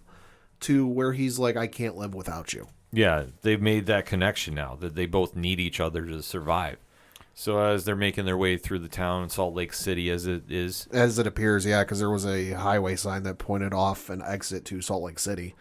And they're in a fairly big city, so I'm going to go with it, Salt Lake. Yeah, they're talking about heading back to Wyoming. Yeah. And well, Joel's trying to convince her to go back to Wyoming with his brother. Like, hey, we don't have to do this. We don't have to go through with this. We can just go back to Wyoming and live our lives. And Ellie goes, no, we need to do this. We need to finish the job. Yes, but as they're heading to Salt Lake City, because that is where the Fireflies are based, yeah, they get attacked. Well, so they get attacked, but it's after they run into a giraffe. Yeah, this was a wild moment, Pat. Break it down for us. Yeah, so they're going through a building and they're climbing their way up, and Ellie sees something, and we never see what it is. At least I didn't see what it was. She starts tearing off through this building, going parking garage, I think is what it was, going higher and higher and higher and higher and higher. And he's running after her, and this is a horrible idea because we're in an unfamiliar spot. We don't know who's here. We don't know who could be hunting us, this, that, and the other. And they come to find there's a giraffe. Yeah. Fucking roaming downtown Salt Lake City. And I thought, oh, that looks like it kind of looked like a CGI giraffe to me. Come to find out, no. Real life giraffe. Yeah, it was real. That was a real giraffe. Holy hell, kind of awesome. Yeah, so it's kind of a very unique moment. Yeah. Because after all the trauma that they've gone through, yeah, it's almost like a peaceful, happy moment. Mm-hmm. And it's kind of a weird thing because anytime you see anybody having happiness in the zombie/fungus apocalypse, doesn't last long. It's short-lived. And it is in this case because as they're making their way through, they are attacked. Yeah. And you see them get taken out. It's like a bomb or something, or like a flashbang or something. Almost like a concussion grenade. Yeah, somebody is heavily armed and fires that at them, disorients them. They wind up getting knocked out and taken away. Yep. And you see that Joel wakes up in a hospital. Mm-hmm. And sure enough, when he wakes up, the first person he sees is Marlene. Yeah. And she's like, congratulations, you've now accomplished the mission. You finished the mission. You did what you needed to. And he's immediately screaming, where's Ellie? And she's saying, she's not in the room. And Marlene lets it slip. Yeah, well, she deliberately tells him, I think. Well, yeah, but I don't think she was expecting the reaction. No, probably not. So, like I say, she kind of lets it slip that she's getting prepped for surgery. Well, what's the surgery? Yeah, and once the surgery talk happens, this is when you can tell at home the dynamic is switching in the room. Mm-hmm. Because Marlene breaks down that Ellie is immune and we think we know why. Right. It's due to her cordyceps. Mm-hmm. Which the cordyceps are in the brain. Yes, that are in her brain. So we think that we can take the cordyceps out and give everybody a cure. Or concoct a vaccine or some sort of concoction to give to the world to make everybody immune. Yeah. So now the dilemma is hitting Joel right in the face. Right, because he realizes, hey, they're about to do open brain surgery. This is going to kill her. Yeah, Ellie's going to die. So now you're left with the question that nobody is ready for. Right. And let alone you sit home as a viewer and you watch and go, what would you do? Mm-hmm. You've made this connection with Ellie, who reminds you very much of your daughter that is deceased. And you know that if she dies, the world is saved, but you still lose her. Can you go through this again? And that is the decision Joel has to decide upon. And it's a no-brainer to him. Right. Well, and he even, what really sets him off, though, is he asks Marlene, did you tell her what was going on before the surgery? Mm-hmm. And she says no. So that she was never given the option of whether she wanted to go through with it or not. They just put her under and prepped her for surgery. Well, it's a situation from their point of view. Right. We've got one chance to save the world. We got one shot, one opportunity. You going to make it or you going to let it slip? Mm-hmm. That's the argument that they have. That, yeah, we understand she dies, but how many other people live? Right. It's a weird dilemma, but this is something that in these types of shows with that apocalyptic factor involved, you see not everything is so cut and dry. Right. There's a lot of gray area. And what somebody's decision they might want to do might not agree with somebody else. This is true. And that's where you have the conflict. And Joel is sitting there screaming, you can't do this. There's got to be another way. But Marlene is saying, no, there isn't. We have to get those cordyceps. If we don't, the world is going to fall. So that's why we're going to do what we're going to have to do. Soldiers take him away. And Joel is sitting there trying to fight back and go get Ellie, but it's Right. failing. So he's led down a hallway Right. to a staircase. Right. And he keeps, every once in a little bit, he kind of like stops for a minute and thinks about it. And they're like, hey, jackass, keep moving. Mm-hmm. So when he's in the staircase at one point, though, he does get the upper hand. Must have seen Captain America. Good God. He goes on a rampage like he's Frank Castle. Yeah.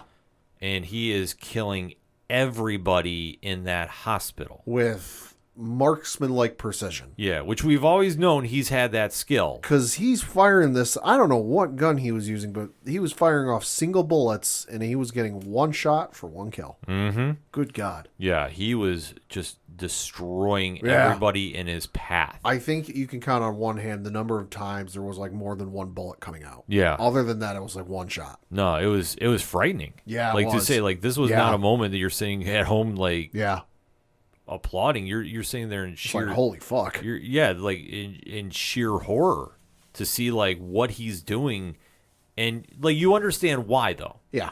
But you may not agree with it. But for people that go, hey, if that was my child, I'd do the same thing. Oh, yeah. Like it's a moral dilemma, and I like how the writers brought that up. But you see the consequences from the actions. Mm-hmm. That now Joel has gone on a full rampage. Yeah. Even going to the point of going into the operating room. Yeah, and killing the main doctor. Mm-hmm. Well, he goes, let her go. And the doctor refuses and goes, no, she can save the world and she can do X, Y, and Z. And he goes, let her go or I'll kill you. Yeah. And he goes, no. And he just shoots him right then and there. Yeah. And we've seen through the course of the season that Joel is somebody that when he's pushed to that limit, he's not afraid to cross that line. Right. But this is a line that you have to wonder, can he come back from? Like, that's the problem that you now have. Yeah. Because once the Fireflies find out what has happened. Oh, they ain't going to be happy. No, that you've gone in there, you've killed people in a hospital. There might be Fireflies, but he kicked a hornet's nest. Yeah.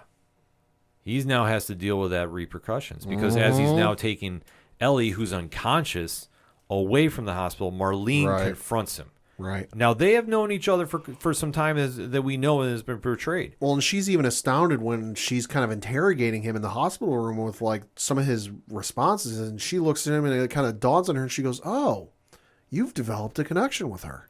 Yeah. That this was unplanned, but now here we are. Right.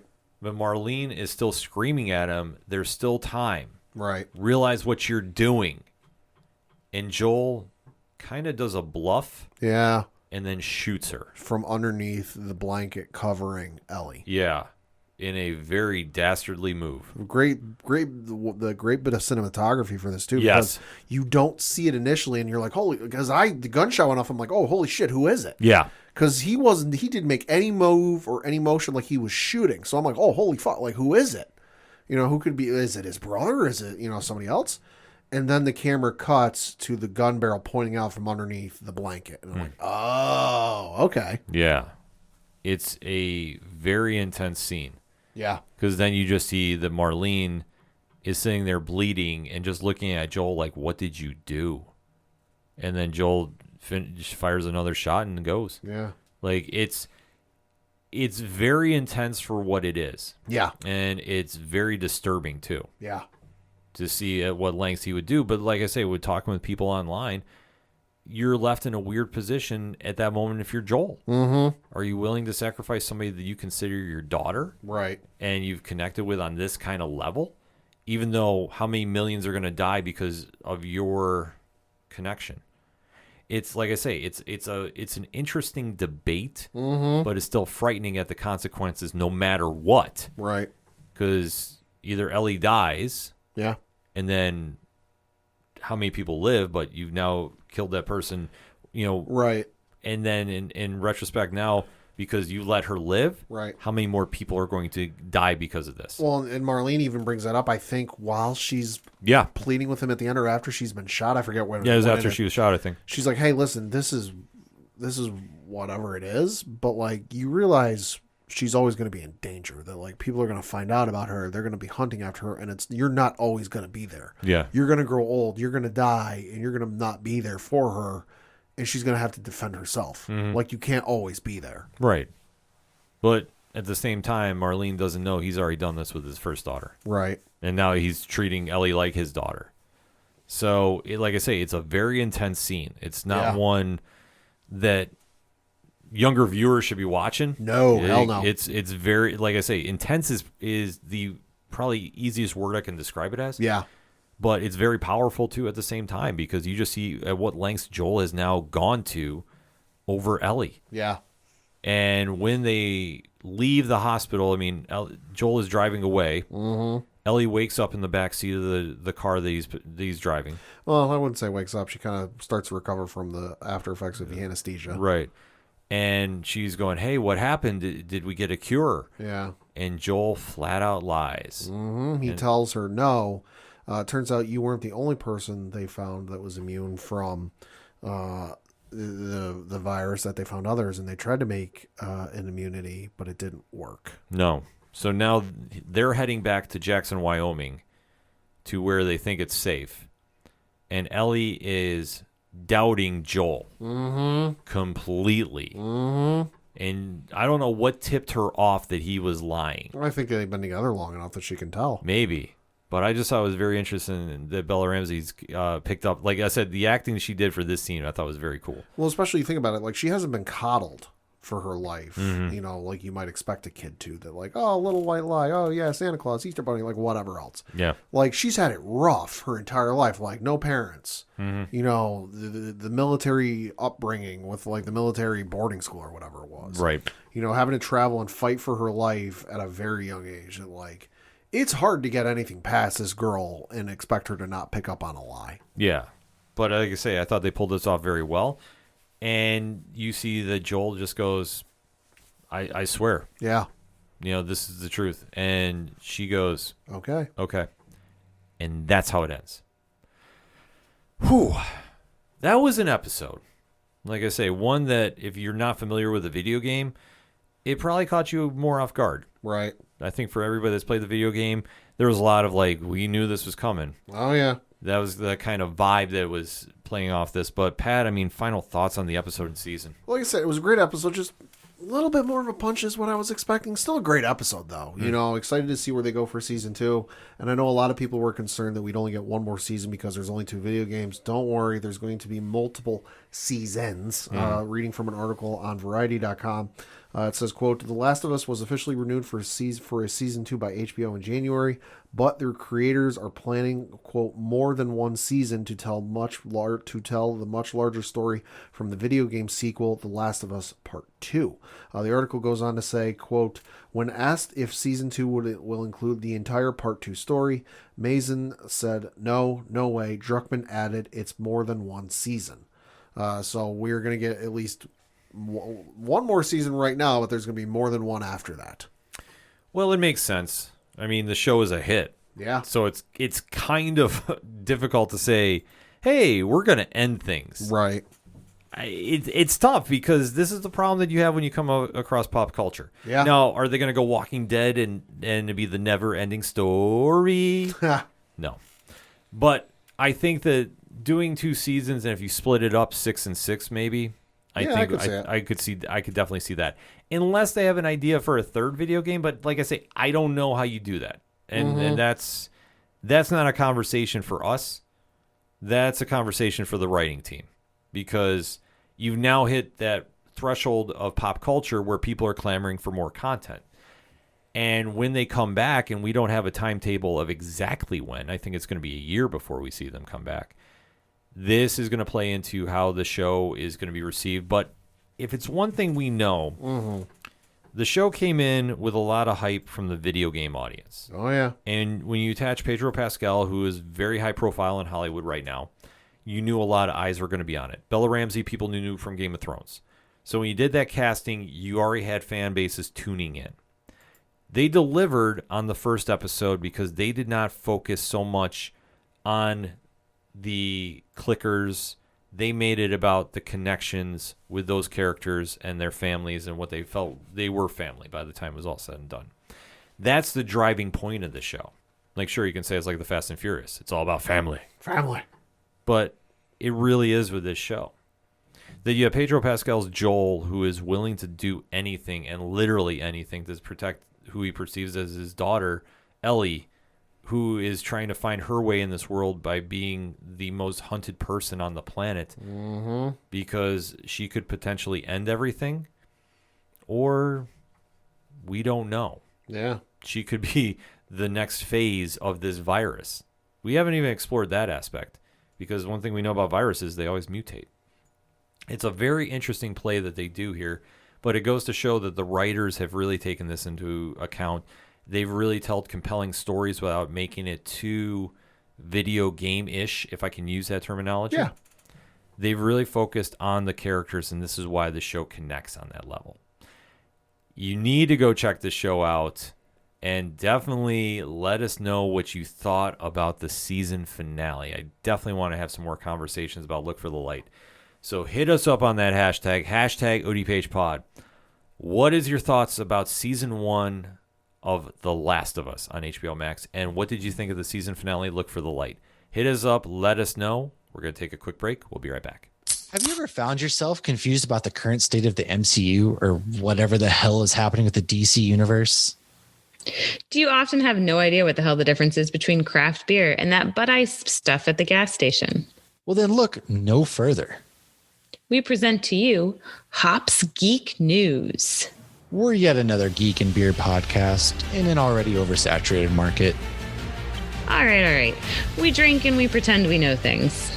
More often than not, we don't really know things, but we do talk some really great topics, and we most definitely can drink. We'll deliver you news and then dive into any random topic you might have never knew you actually were passionate about. With lots of fun facts about beer. And from Marvel to DC and Star Wars, and to why Die Hard is most definitely a Christmas movie. Which it is. Basically anything that our spouses are sick of hearing us talk about. Join us on YouTube or anywhere you listen to podcasts. New episodes weekly. Just search Hops News. Coming back for another segment on this edition of the ODPH pod. And we said at the beginning of the show, any one of these segments could have been the lead segment. This has been a stacked week of pop culture here on the show. But we definitely can't end this show without talking about one of our favorite shows' triumphant return to the airwaves. And that is what, Pad? That is Superman and Lois. Yes. The last show in the Arrowverse, per se, if you will. The one that has reinvented the Man of Steel and brought it to a pop culture audience by taking it back to Truth, Justice, and a Better Tomorrow, has returned finally with Season 3. Tyler Hoechlin, Elizabeth Tulloch are playing the roles of Clark Kent and Lois Lane, respectively. Alex Garifin is back as Jordan Kent, their son. And stepping into the role of Jonathan Kent is Michael Bishop. So the Metropolis's favorite family is now moved back to Smallville, where they thought they were going to get away from the crazy world that involves the Man of Steel, but did not happen by any way, shape, or form. In 2 seasons, they've had invaders from other dimensions and some allies come across the way via John Henry Irons, played by Wally Parks, and Natalie Irons, played by Taylor Buck. So coming off the heels of a season that made Bizarro into a tragic anti-hero by Kinda. the time it was all said and done. I mean, he's always kind of been that way. It just depends on which version you're reading or watching. Right. They've really stepped the game up for where we're going this season, because the first season tied into a brother that Kal-El had no idea about. Tied into family. Family. It's all about family. It always is with this show. And then we go into this season after Bizarro, and things are Yeah. 2 Earths. 2 Earths, and now they're back to 1. It's returning to normal. But is it really? Because we have to break down Superman and Lois season premiere for season 3, entitled Closer. So, Pad, spoiler-free statement on it. I thought it was a good episode. Interestingly, directed by some dude named Tom Cavanaugh. Oh, really? Yeah, which I did not realize until I was looking at the stuff online. No, I thought it was a good episode. You know, interesting to see where they're going to go. Not quite sure who the quote-unquote villain was we saw towards the end of the episode. I'm excited to learn a little bit more about that. But I thought it was a good return. It was a solid episode. I really enjoyed this because we're going to be going back to Metropolis a little bit. A little bit. And it's nothing against Smallville. Superman's just so indelible with Metropolis. Right. But when you go back to Metropolis, you usually see a few names pop up in the Yeah. Superman mythos. Yeah. One of which we do know is coming at some point, and that's Lex Luthor. Uh-huh. The other one is a lesser-known name, but still one that is impactful nevertheless. And that's who we see here at the end of the show. But I thought for returning, it really captured the vibe that they've had from previous seasons. Yeah.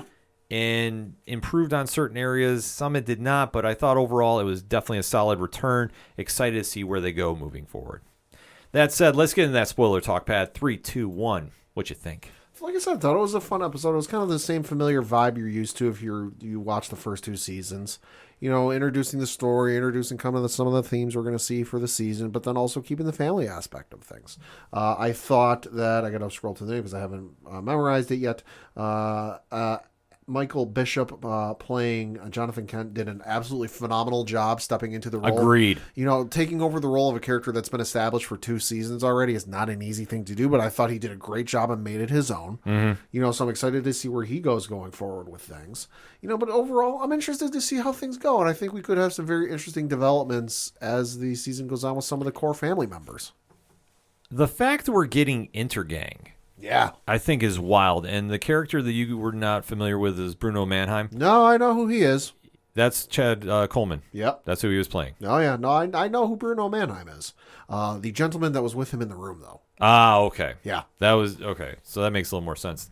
Because I was going to say, Intergang has always been a noteworthy villain in the Superman's Rogues Gallery. Also, I made a couple of appearances in the animated series, if I remember correctly. Yes. But where they're going with this is really kind of a wild scenario. Because now that I see the comic picture, yeah, he was in the animated series. yeah. But it's kind of a wild scenario what they're doing here, because where this series picks up, it's been literally just about a month. 27 days. They say it repeatedly. Yeah. Which I thought was very interesting too, but I was like, It's like The Flash. 9 months. Yeah. 9 months. 27 days. but hopefully it's a lot better than this current season. I'm just going to say that outright. But nevertheless, it's 27 days since they defeated the threats from Earth 2. They give a nice little summary of what happened. Yeah, they give a nice summary. And we get back into the swing of things with the Kent family. Yep. Jordan is now learning how to use his powers. They Yep. have a new Fortress of Solitude Yep. that Clark has set up at the end of last season. Yep. And you're seeing that they're having a bonding moment because Jordan is now really taking the time to learn to control his powers. And he's able to use them a little more controlled. Yeah. It's not so erratic. He's definitely not so wild with them. Yeah. But they have a very cool scene where they're flying to the fortress and Jordan's talking a little trash to his dad, and Yeah. His dad trips him up. his dad is not hearing this one bit. So he trips him up a little bit. He goes flying into the ocean, and then he has to come in. He has to face the atomic skull on the Hologram projector. for sparring reasons. So like it's a cool moment to see that they're training Jordan. After he comes in sopping wet and he looks at his dad and he goes, I got to start wearing a wetsuit when we fly here. And his dad just looks at him and goes, yeah, we can make that happen. Yeah. So meanwhile, back in Smallville, there's a bunch of different stories going on. One of which is Sam Lane, Lois's dad, played by Dylan Walsh, has rejoined the DOD after retiring. Yeah, so much for that retirement. Yeah, which it makes sense. Yeah. You got to keep him around story-wise. Yeah, because otherwise, like, unless he was planning on leaving the show, like, I don't understand. Right. You can't just keep having him show up repeatedly throughout the show's history of like, oh, hey, we need your help again. Oh, shucks, we need you again. Like, just have him rejoin. Yeah, so it makes sense. And I like how they had him connected with the Irons family. Yeah. So like we said, Wooly Parks is back playing John Henry Irons. Taylor Buck is playing his daughter, Natalie.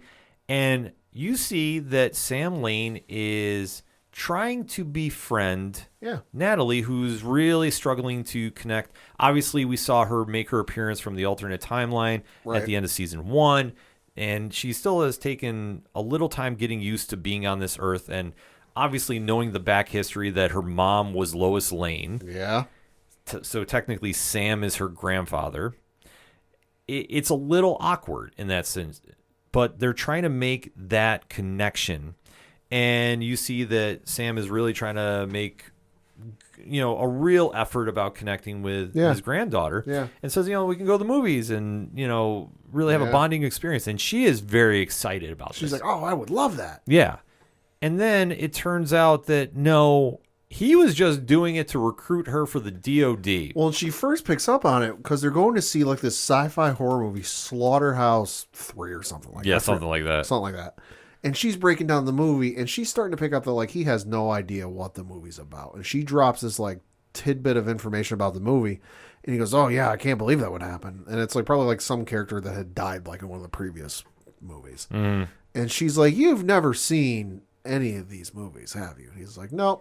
And that's when he reveals, "Oh no, I'm not here for the movie. I'm here to recruit you." Yeah, so it's kind of an awkward scenario that's playing out there, but it's one that we'll have to keep an eye on moving forward, because with Sam Lane back, his job at the DOD is basically defending the Earth from Superman and anything that comes with it. Yeah. So it does make for an awkward moment moving forward, but it's something that at least I love the fact they're giving the Irons family a real storyline. Oh, I do too. Because I know that I think they've had so much potential to really break out, and I think this is the perfect way to do it. So I'm super excited to see how this goes and really play off the other family members too, because with the Kents, Jonathan had a really, I don't want to say subdued episode this season for the premiere, but the only thing that was really kind of focusing is it was him and Jordan's birthday.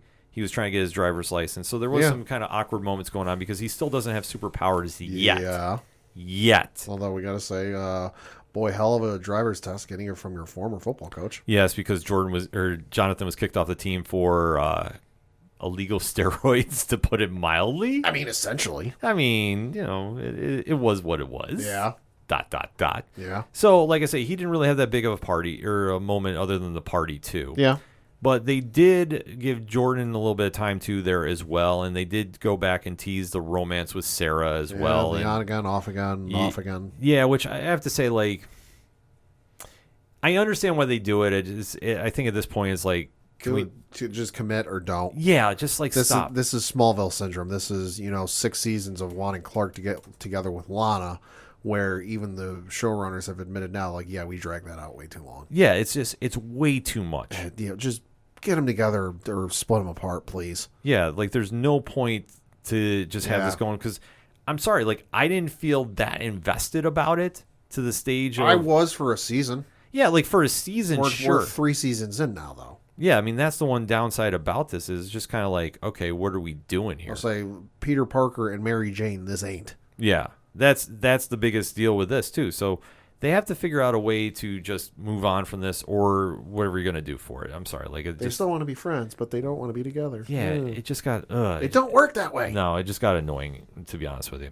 But like I say, we've gone down this before, so hopefully they kind of clean it up as the season moves forward.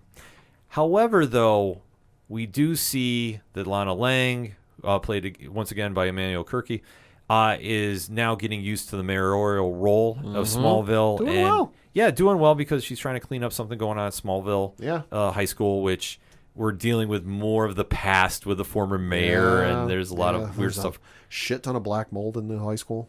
Yeah, so you see the former mayor George Dean is sitting there arguing about it, and Lana is such a good person. She's like, "No, we're going to deal with this. I know what you did with your fund, so we're going to have to really kind of make something happen here to clean this up." So I like how they're building up for that story. So everybody had one.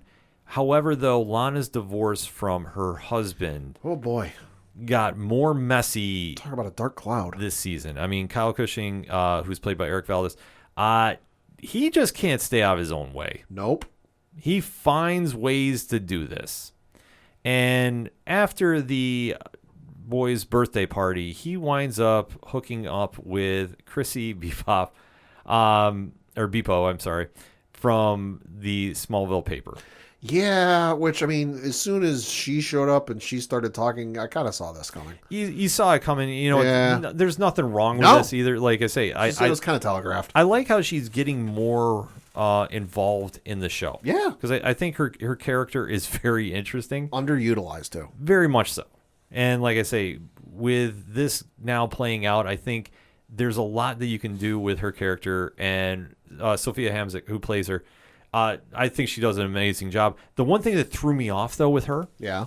I forgot she realized that Clark was Superman. Well, I think they briefly mentioned it in the little recap, like at the beginning of the episode. Yeah, but when I saw it, like I So forgot. if you blink and miss that moment, yeah, I can understand. Yeah, because I remember last season she figured it out, and now is very understanding when he takes off for Metropolis. Yeah. So I thought that their storyline, that's going to be very interesting. And like I say, I love seeing her more involved in the show. But this show is called Superman and Lois for a reason, because they're the ones that are really stirring everything up here. You do see that Lois, obviously after last season, was tipped off about the true John Henry Irons. At some point, yeah, off screen. Mm-hmm. Yeah. So now she's been going out of her way to investigate what happened to this world's John Henry Irons. Yep. And has now put her in direct line with people connected to Bruno Mannheim. Mm-hmm. So we do see that she winds up having a doctor's visit with John Henry Irons' sister, played by Angel Parker. And you do see that it comes up in that conversation that this world's John Henry Irons was involved in some things he probably should not have been. Yeah. Making weapons for Intergang. Yeah. And it's kind of dismayed a little bit by the doctor saying, Lois, you might be pregnant. Right. Well, and even the whole conversation starts with a not so friendly demeanor, because clearly, because Lois even brings up earlier in the episode, like they've tried to pin a ton of stuff on Bruno Mannheim before, but it's never stuck. Mm-hmm. And as soon as Dr. Irons opens the door and sees Lois, she's like, oh, God damn it, you again? Yeah. So it's definitely a storyline to keep an eye moving forward, because for Superman, he's now brought into the Intergang world as well, so to speak. Yeah. Because obviously keeping an ear out for the dangers in the world. Yeah. He's brought into one where he sees Jordan is trying to stop a skyscraper from breaking in Manila or someplace like that, somewhere in the South Pacific. Yeah. Yeah. So he has to break away to do that. Yeah. And it doesn't go the way he's saying. So he's still saying he's trying to sell Jordan. He needs to stay out of the business and learn the craft. Well, because it was kind of hard to tell just because it was raining and it was dark and this and that. But it looked like the crane was falling over, and it looked like Jordan was trying to heat vision off a part of it. And I'm like, dude, what are you doing? It's just the inexperience that he has. Yeah. That's the problem, that he's trying to do too much, and it's not working. Mm-hmm. And that's the biggest situation that he's going to have to struggle against. So you do see this play out later, because when Clark has to go to Metropolis and really take on a threat, Jordan hears about this and doesn't get involved. Mm-hmm. And it's kind of a weird scenario that plays out here. And Sarah can tell something's bugging him. Yeah, because Superman takes off from Metropolis. Yeah. He runs into somebody he hasn't seen in a little while. Yeah, Henry Miller, a.k.a. Atom Man. Yeah, who's in a suit. Almost looked like something out of BioShock, to be honest with you. BioShock, I was also thinking a little bit of the Firestorm suit. Mm-hmm. A little bit. But he's super powered, and Clark is going, where did you get your powers from? What the fuck happened? Yeah. So they get into this fantastic action sequence. Knockdown, drag-out fight. Yeah. Bridges destroyed. Buildings toppled. Yeah. It's a wild scene to see play out, but one thing we always say is with the show, you're almost guaranteed to have a great action sequence and special effects. Yeah. So when you see this play out, this makes for a very, very cool moment amongst the show, and you're seeing them just tear right through Metropolis. They're breaking buildings. They're destroying everything in sight. It's a really interesting visual to see play out. So once you see this go, you see that Clark eventually winds up stopping him. Yeah.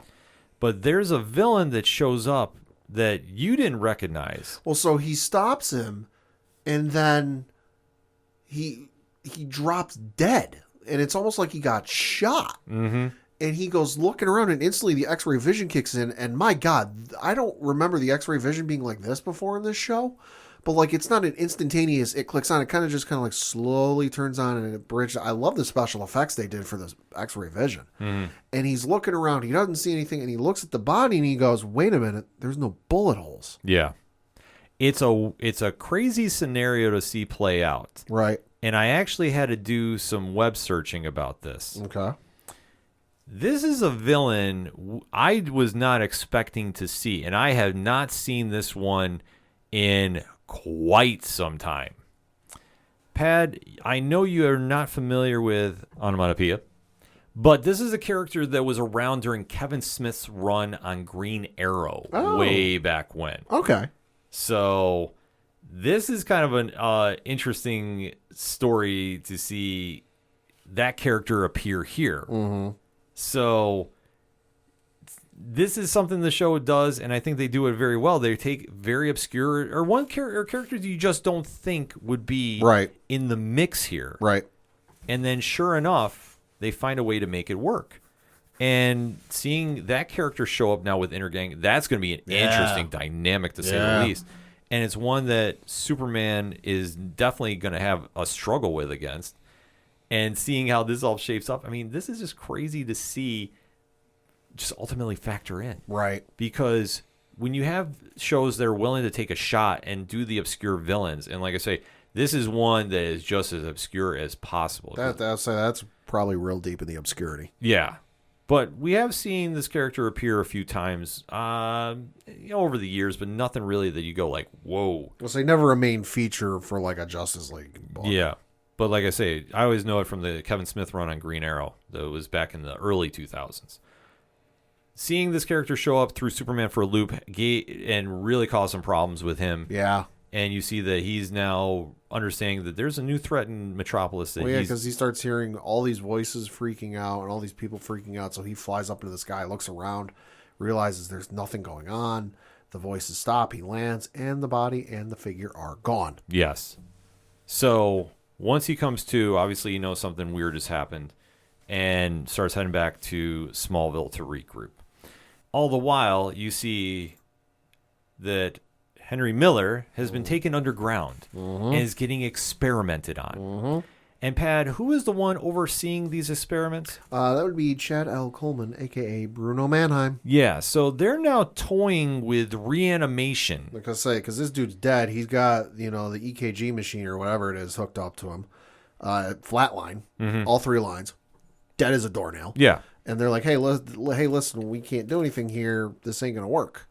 And they eventually do end up resurrecting the dead. Yeah, it was a crazy scene to close out with. So I don't know what the end game is going to be here. I really don't. I mean, I'm almost afraid you can bring people back from the dead. Yikes. Well, you have to think about how many characters they could really play around with. Sure. I don't necessarily know if they would do this with Superman's brother. Well, they can't because he's on a different dimension. Then that gets brought up because when Clark and Lois a couple times go to his villa in like Spain or wherever the fuck it is. At one point they're like, oh, hey, we really got to thank your brother for letting us use his villa. And he goes, well, that's kind of hard seeing as he's on Bizarro World. Yeah, so it's a situation that they can't really bring him back, but yet they could. I mean, it's a television, so obviously they can pull something off. It's almost a case of like you can't stop anybody because even if you manage to kill them, they'll just bring them back. Yeah, and you almost have to wonder if they would try doing this with the John Henry Irons of this world. Ooh. Like that's the possibilities they're going to open up. But with them making moves in Metropolis, you know that's going to bring the attention of one Lex Luthor. Oh, yeah. Now, how they ultimately face off with each other is still yet to be told. Still did not see him this episode. No, we didn't. I don't think we're going to see him for a little bit, to be honest with you. Probably not. Which is fine. If they want to try splitting this up and give half the season to Intergang and then the other half to Luthor, I'm okay with that. Yeah. I mean, obviously we know Michael Cutlitz is playing Lex Luthor. It's already been announced, so that's not a big reveal or spoiler for anybody. Right. But how they want to set this up is anybody's guess. But I thought overall everybody had a good story to tie off with this season. I know Lois is dealing with both the investigation, and then it was debunked about the pregnancy, and she still has to get more tests done, which I still think there's something fishy going on with Dr. Irons. Well, there could be, and I'm also concerned with what is going on. Because she goes, hey, turns out you weren't pregnant, which really bummed out the Kents because, as old as the boys are getting, they were kind of longing for another young one in the house again. Mm-hmm. But the fact oh, hey, there's something going on. We're not quite sure what it is. We want to do more testing. Yeah, that can't be good. No, it can't. But I almost wonder, because she was there, if it was something she tipped off Bruno Mannheim. Yeah, that could be. And they're going to do something kind of weird there. Like, that's my early prediction about that. But like I say, everybody else had a moment to shine in the show. And like I said, the Kyle Chrissy thing was very interesting and got even more awkward when Lana came by with divorce papers. Yeah. But it goes to show, like, the writers on the show really take the time to dive into everybody on here. And everybody has a storyline going on. Some we like more than others. We're not going to lie about that. Yeah. But overall, I thought they came back with a really strong debut. And I'm really intrigued by where we're going after this. Yeah. What about you, Pat? No, I'm super intrigued, too, to see where things go, just because there's a lot of storylines, more so than normal, that I'm like, I really want to see where this is going. I'm super excited for next week's episode because I'm looking at the director list for this next week's episode titled Uncontrollable Forces. Some woman by the name of Elizabeth Henstridge. Oh, Agents of S.H.I.E.L.D., let's go. Yeah, getting a little fun connection there. Yeah, I'm definitely excited to see one half of Fitzsimmons back. Yeah. So definitely have to stay tuned for that. And if I'm going to be watching anything on the CW, this is the show I'm going to be watching. We will get into that next segment, trust me. But in the meantime, hit us up on that hashtag ODPH pod. What is your thoughts about the return of Superman and Lois on the CW? Did you watch it? Did you love it? Did you hate it? And why? You know we talk about that show each and every time, so let's do it. We're going to take a quick break. We'll be right back. Hey guys, it's Alan Dunford here from Top Hat Studios, co-writer and co-creator of Pocus Hocus and Grandma Chainsaw, and you guys are listening to the ODPH podcast. Gonna be down to the punch, 'cause they can't bring me down if I'm already under the ground. Coming back for the final segment on this edition of the ODPH podcast. Pat, what you got? Got two things to talk about. The first of which was some news announced today, and that is, the news we all figured would come, and that is James Gunn is going to direct the upcoming Superman movie Legacy. Reading from an article on HollywoodReporter.com, it says, quote, James Gunn is officially making Superman Legacy his next directorial vehicle. Gunn has been writing the feature since before he became the co-head of DC Studios in November, and it was widely expected he would direct. Though it was unclear if he would, given his duties overseeing the expanding DC slate with partner Peter Safran. Superman Legacy will be the first big screen feature for the Gunn-Safran era. Warner Brothers has the project dated for July 11th, 2025. Quote, it focuses on Superman balancing his Kryptonian heritage with his human upbringing. He is the embodiment of truth, justice, and the American way. He is kindness in a world that thinks that kindness is old-fashioned, Safran told reporters in late January. On Wednesday, Gunn explained that he hesitated to take on a Superman movie, even though he was offered the character before ultimately taking on the Suicide Squad for Warner's. Quote, I initially said no because I didn't have a way in that felt unique and fun and emotional, and that gave Superman the dignity he deserved, Gunn wrote on Twitter. Then, a bit less than a year ago, I saw a way in many ways centering around Superman's heritage, how both his aristocratic Kryptonian parents and his Kansas farmer parents inform who he is and the choices he makes, close quote.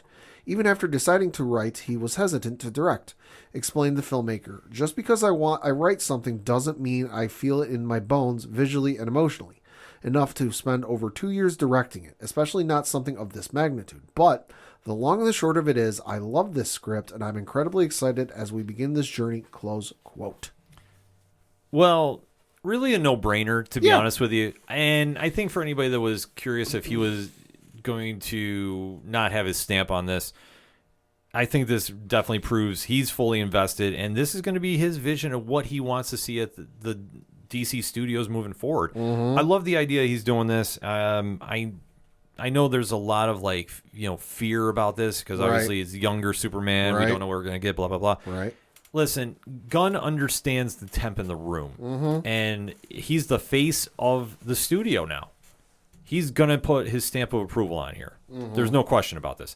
I think it's a great move. I'm super excited to see what he's going to do for the project. Right. And I don't think he's going to miss. I think that if there's going to be one movie that's going to hit out of the, I call the dawn of DC Studios. Right. This is going to be the one to do it. Oh, yeah. And then switching over to some anime news, the final episodes of Ash and Pokemon are airing over in Japan. However, they haven't hit the States quite yet. But of course, being the internet, it's hitting the airwaves. And one of the features of Pokemon that has been there since literally episode 2 or 3 has been Team Rocket. And no, I'm not talking the group from the games. I'm talking about the trio of miscreants known as Jesse, James, and their Pokemon partner Meowth, who have been literally trying to catch Pikachu for 25 years. You know, it's funny if you go back and watch the original series, which here in the States, I know it's on Netflix. Overseas, you'll have to check your own streaming services. But it's funny to go watch those first few episodes, especially when Team Rocket first gets introduced, because they're treated as so serious and such a villainous threat. And to the point where they become like the comedic joke and okay, we know they're never going to actually capture Pikachu. Right. You know, the fact that they've tried for 25 years and they've almost come close, a bunch of times, but never actually quite closed the deal. But it was wondered with Pokemon ending Ash's journey, what's going to happen with Team Rocket? Are they going to move on? Are they going to go off into the sunset? Is it going to be one last chase and then, that's it? Well, we kind of got the answer because the episode has aired and Team Rocket kind of goes off in their own directions. So, according to a description from Nerdist.com, they do make one valiant effort to capture Pikachu for the last time, using a lot of the former Pokemon they've used over the years. Of course, hey, it's Team Rocket. They've been trying for 25 years. They're 0 and God knows what number. Right. They're winless. They fail. They blast off again for one final time. They land, come to. And they go, and there's a shot floating around on Twitter where it's Jesse, James, and Meowth all standing, walking away from each other with their Pokemon, looking from over the years, looking up at them and on the screen. So Team Rocket, it appears, will not be making Jesse, James, and Meowth. It appears will not be making an appearance in whatever comes later down the road from the Pokemon anime franchise because they decided to split off and go their own separate ways. Which is kind of wild to think of. I didn't know what they were going to do with the characters. I didn't think they'd bring them back. Yeah. Just because they've been chasing one character for so long and for literally 25 years. I can't imagine them coming back like, oh, hey, you know what? We fell for 25 years. Why don't we try something else? So truly an end of an era is upon us. Yeah, no, it's big moves in the Pokemon universe. I mean, obviously, we know how things are wrapping up. So it's going to be interesting to see where they go. It's going to be wild to see how this all plays out. All right, so before we get into comic talk, because I have to address something. I put it on social media. I was going to do it for the brand. Oh, God. I did it. Don't ever say I don't do anything for you, ODPH Society. He put himself through hell. Oh, my God. I caught Gotham Knights, the debut show involving the teens of Gotham that was on after Superman and Lois. Yeah, so this, of course, is the CW show that's not tied into the Arrowverse, not tied into the Superman and Lois verse. It's its own kind of thing where we know, this isn't a spoiler, we know this from the trailers, that Batman is dead and the Bat family is rallying to take up the mantle of protecting Gotham City and finding who killed Batman. Yeah. So I'm not going to even shy away from this. We're going to get into spoiler talk. I mean, I think we should be transparent. We heard about the concept, like, okay, that could be something. Saw the trailer and went, fuck, that looks awful. Yeah. So I went in with this. I gave it an open mind. I genuinely did. Okay. So this is my spoiler review, though. Okay. The show never planted its feet before it started running. Oh, boy. Like, within the first few moments, you're introduced to Batman's new adopted son, Turner Hayes. Okay. And the only thing you pick up on him is He was adopted more or less the same way that Bruce adopts everybody else. They're orphaned by their parents being killed off for reasons. I'll say a sad set of Yeah, circumstances. there's reasons behind it. Yeah, so you understand. Okay, but they never say why. Okay. So you see him, and it's typical rich kid. He's at high school. His best friend is a character we know known as Stephanie Brown, aka Spoiler. Okay. So they're kind of BFFs, and you see like he's doing fencing at Gotham High, and then all of a sudden goes like, "Hey, let's have a party." So we have a party at Wayne Manor, cause why, Pad? Reasons. Meanwhile, at Wayne Tower, you see 3 kids trying to break into Bruce Wayne's office, which has this nice skyline over Gotham. You know, it's amazing, whatever. And these 3 kids turn out to be Harper Row, who you know from the Scott Snyder, Greg Capullo run. Okay. Bluebird. Her brother, Cullen, and a character from the comics we know as Dula, who claims that she is the Joker's daughter. Okay. Grew up in Arkham. Okay. Okay, so here we are. Okay. They break in the office, and they were paid mysteriously $100,000 to steal Joe Chill's gun from a safe. Okay. They go in, and the gun is warm, like it was just used. Right, just handled. Okay. They look out the window, and in blood, the bat is dead, and broken, lying on the street, dead, is Bruce Wayne with the mask on. Okay. Still in a suit, mind you. Sure. But he's been killed. Sure. By somebody shot him and killed him, throw him out the window. Sure. Sure. Well, all of a sudden, Gotham PD rolls up. These 3 get arrested. Okay. They pull up to Wayne Manor to tell Turner, who's having a middle of party with whoever is supposed to be the Alfred of this universe, I am assuming. Okay. They never actually say Alfred? No, Alfred's not here. There's somebody else that's watching the house. Christ. So it's a weird thing going on. Oh, Christ. So you have Harvey Dent, who's played by Misha Collins from Supernatural fame, Castiel. So yeah. And he's trying to make this happen, and it's this trying his best. Yeah, this is just not coming down. So you do see that he's there, and he's trying to tell Turner, you know, Bruce is dead, and like all of a sudden you see the rich kid partying is like now trying to emotionally connect. Like, oh man, you know, this is wrong and whatever. Meanwhile, at the party, there's a mysterious girl that's walking around that he is like, oh, do I know you? And she's like, oh, we have classes together. And we turn out later that she's Carrie Kelly. Okay. The Robin from The Dark Knight Returns. I'll say the name rang a bell for a second there. Yeah. Which I got to admit, I did not mind her. She was Navia Robinson. Okay. I thought she was okay on the show, so I don't mind her at all. But where it all plays out is you don't know that she's Robin until late in the show. Right. Because what happens is these 3 kids are arrested for the murder of Bruce Wayne, and suddenly Turner finds his way into the Batcave that he has never known about because the entire time he's never known Bruce's bats. Right. He breaks in with Stephanie. They randomly hack into the codes of the bank accounts. Oh, convenient. And they find out that the $100,000 used to pay for the 3 kids came out of Turner's bank account. Ooh. He's now arrested for murder. The 4 of them are now getting taken to Blackgate Prison. Yeah. And Dula, the Joker's daughter, is the only one picking up that, yeah, you know, we were set up. I don't know who gave me the $100,000, but we were all set up. They're going to kill us. Right. So Turner, who can't fight his way out of anything, like you see him get punked out in the prison cell. Right. She's going, do you want to die? Because you now need to leave with us or you're going to die. Mm-hmm. So they somehow cause this police van that they're in to crash. Oh, boy. Which they take out the driver. So you see Turner is like sticking his hand through the divider there, trying to drive one-handed. Right. They crash the thing. Yeah. And then sure enough, they wind up coming out, and all of Gotham PD is standing there waiting, like with guns drawn on them. Right. And she's like, and Dula is the only one smart enough. She pulls the gun from one of the officers and has one of the officers held at point and said, like, we're leaving. You're not killing us. Right. So Turner gets in the way and says, no, my dad wouldn't do this. And she's going, you don't realize they're going to kill us. Yeah. They're all in on this. Yeah. Like, what are you missing? And sure enough, the one cop goes, yeah, she's right. You guys are going to die.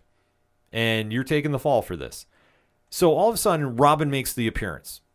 Big time explosions because she's throwing detonators around, gets them out of there. They wind up escaping to the clock tower that you see from Birds of Prey. Right. Meanwhile, Gotham is completely going crazy right now. They brought back the Misfits gang from The Dark Knight Returns. Oh, okay, yeah.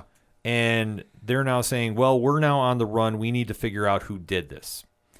And during this time, you see basically like Bluebird and her brother like have pickpocketed everybody involved. They find a coin. Pad, this coin has an owl on it.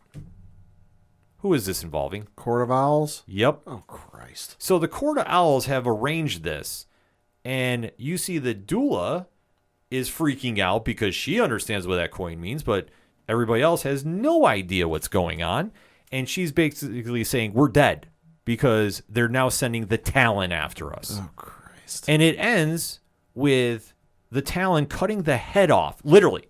You see the decapitation of the cop's head Right. that let these kids go by his car, and he's now running around town with his sword looking for them. Right. All the while, the whoever was supposed to be Alfred in this universe is sitting at Wayne Manor with the coin. Oh, Jesus. So it's been a setup this entire time.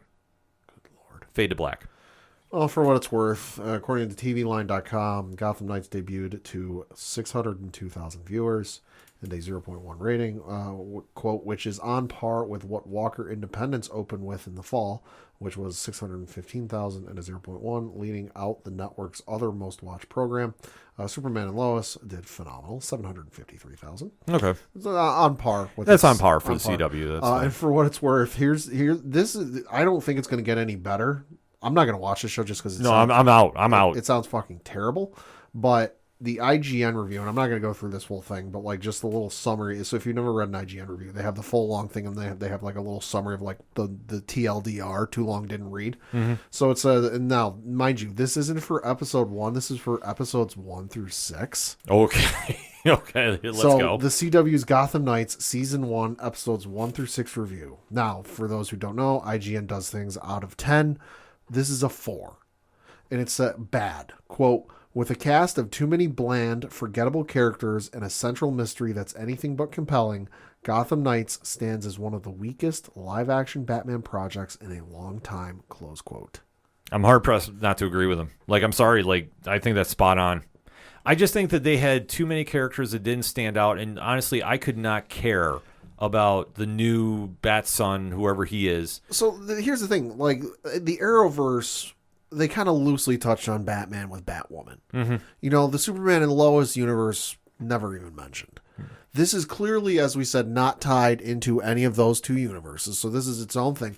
I think where it could have done better is kind of like with the game. We're like, oh, it's Why did you tie it to the video game? Well, you could, or even just like, oh, the characters are already pre-established. You know, they're already a family. They're already a thing, and go from there rather than this convoluted. Hey, we made up this other adopted kid for him to bring in. That's not Tim, Jason. You know, Dick or Damien. Dick or Damien. It's somebody new, and we're gonna bring in a Joker's daughter. Like, why? Why are we making it this convoluted? Exactly. That was my problem with You've this. already got the pieces. You've got Batman, who's been around for like 80 some odd years, whatever the hell it ends up being. You don't need to make it this convoluted. The blueprint is there. You just need to put it together. That's exactly the point, Pat. You literally sat here and you combined 5 people together out of different eras of Batman. Yeah. And this is kind of why Batman Superman Dawn of Justice failed. You try doing too much with too many parts. Yeah. And you don't establish anything for me to care. Yeah. Like, I'm sorry. I have the Turner Hayes did nothing for me. Like, I was like, what are we supposed to do? At one point at the gravesite of Bruce Wayne, he gives this very emotional speech, and I'm like, you were not acting like this prior. And if you want me to say you flipped a switch and now start caring, like, I'm sorry, I don't buy this. And it's nothing against the actor who played him. I just thought the writing was just all over the place. And especially when you try doing the Joker's daughter, like, I'm sorry, I've never liked the character. Sure. I just saw, because it comes from the time of when they were doing this, like the Bat families and the Joker families. And this one is always kind of hanged around hung around a little bit, I should say. Sure. And like it hanged around in the shadows here. So like every now and then you'll see it like Dula appear. Sure. But it's never been a main lead character. But however, she, I thought, had at least an interesting story to say something, but it wasn't enough to make me go, oh, I'm in. This is a thread I can hang on to. Yeah. Harper Row, I know from the Scott Snyder and Greg Capullo run. So I'm like, okay, cool. We'll say Court of Owls too. Yeah, Court of Owls. Like I said, the minute I saw Court of Owls, I'm like, man, I love Court of Owls, but I don't love this. Right. Because this was literally, how are 5 teens that only one has training under Bruce Wayne going to be able to stop the Court of freaking Owls, who literally went into Batman's house, took it over, went into Batman's office, killed him, and framed him, like framed 4 random kids for it. Right. Like, what are we doing here? That's why I say, like, if you take the framework of this story where, like, Bruce is dead and the Court of Owls did it, and, the Bat family's got to unite to figure out who did it. If this is, like, the DC animated universe or something tied in with, like, say, the Batman the Animated Series, I'd believe it. Because they're established, they're around, they're experienced. Like, okay, I can believe that. But, like, with this, you got a bunch of Joe Blows and Jane Does off the street who, like, don't know shit from Shinola when it comes to a fight? Yeah. And they're expected to stop all this? No. Exactly. No. Like you said, like, Turner Hayes has never fought anybody on this show. Like, he got, like, they had a quote-unquote fight in prison, like, in the cell against the guards, and he was getting punked out bad. I can only suspend disbelief for so long. Yeah, like, that's the whole problem with this. That I'm just saying, you're going, how are these kids gonna fight their way from the Court of Owls? And I'm like I said, the one Robin I understand. Sure, you're trained under Batman, so at least you have an idea what you're doing. Everybody else is very, very new to this whole world. And the daughter from the Joker grew up in Arkham, so she at least knows who villains are. But I'm sorry, like, Stephanie Brown is basically Oracle here. She's a computer hack. Right. Well, that's not how she is in the comics. So, like, you try doing too much without establishing a connection for me as a fan to watch. And I could care less if they got arrested or not. I really don't. Like, it was just such a mess with where they were going, and they tried doing too much with too little set in stone to build off of. It didn't do it for me. I know a couple people really liked it, and listen, if you did, hey, that's cool. I'm not knocking you on your fandom. I'm just saying this is not for me. And if you want to have a discussion about this show, hashtag ODPH pod. I will talk about it, but I'm one and done with this. I'm sorry. This just is not for me. If you're watching it, let me know if it gets better, but I'm sorry. I can't. Just too much real messy storylines for me to really care about moving forward. I got a lot of stuff to do on my time, including reading comics. Yeah. So let's segue into that, Pad. Yeah, so I got 2 this week, both of them Star Wars. It's kind of a quiet week of things overall. So the first one is Star Wars Yoda, issue number 5. And the description of this is, quote, Rise of the Dark Side. There is a darkness rising among the latest Jedi initiates. Will Master Yoda and Master Dooku be able to recognize and stop the threat? Or will their young students be led astray by the dark side of the Force? This one coming from Jody Hauser, and then Luke Ross is the artist. Highly recommend this series. It's a great, fun read. And then lastly, and certainly not leastly, Star Wars The High Republic Adventures, issue number 3 from Daniel Jose Older, who is the author, wrote a couple of books as well. And then from Tony Bruno, who is the artist. Quote, hidden aboard the Dark Grax ship, Sav, Maz Kanata, and her crew pause to plot their next move, while the villainous Arkic makes preparations to acquire a devastating new weapon. When the deal goes explosive, Sav must make an important decision: save her new friends or save her own skin. So definitely recommend those 2 because, hey, Star Wars High Republic, as I've said, some of the best storytelling they've done in quite some time that is not from Dave Filoni or Jon Favreau. Yeah, you can't go wrong with those picks, Pat. Great selections. For me this week, it's very, very solid lineup. A few books definitely you want to keep on the radar. First, from Comixology Originals, Grammaton Punch. Now, Pad, I know you're not into horror stuff. Nope.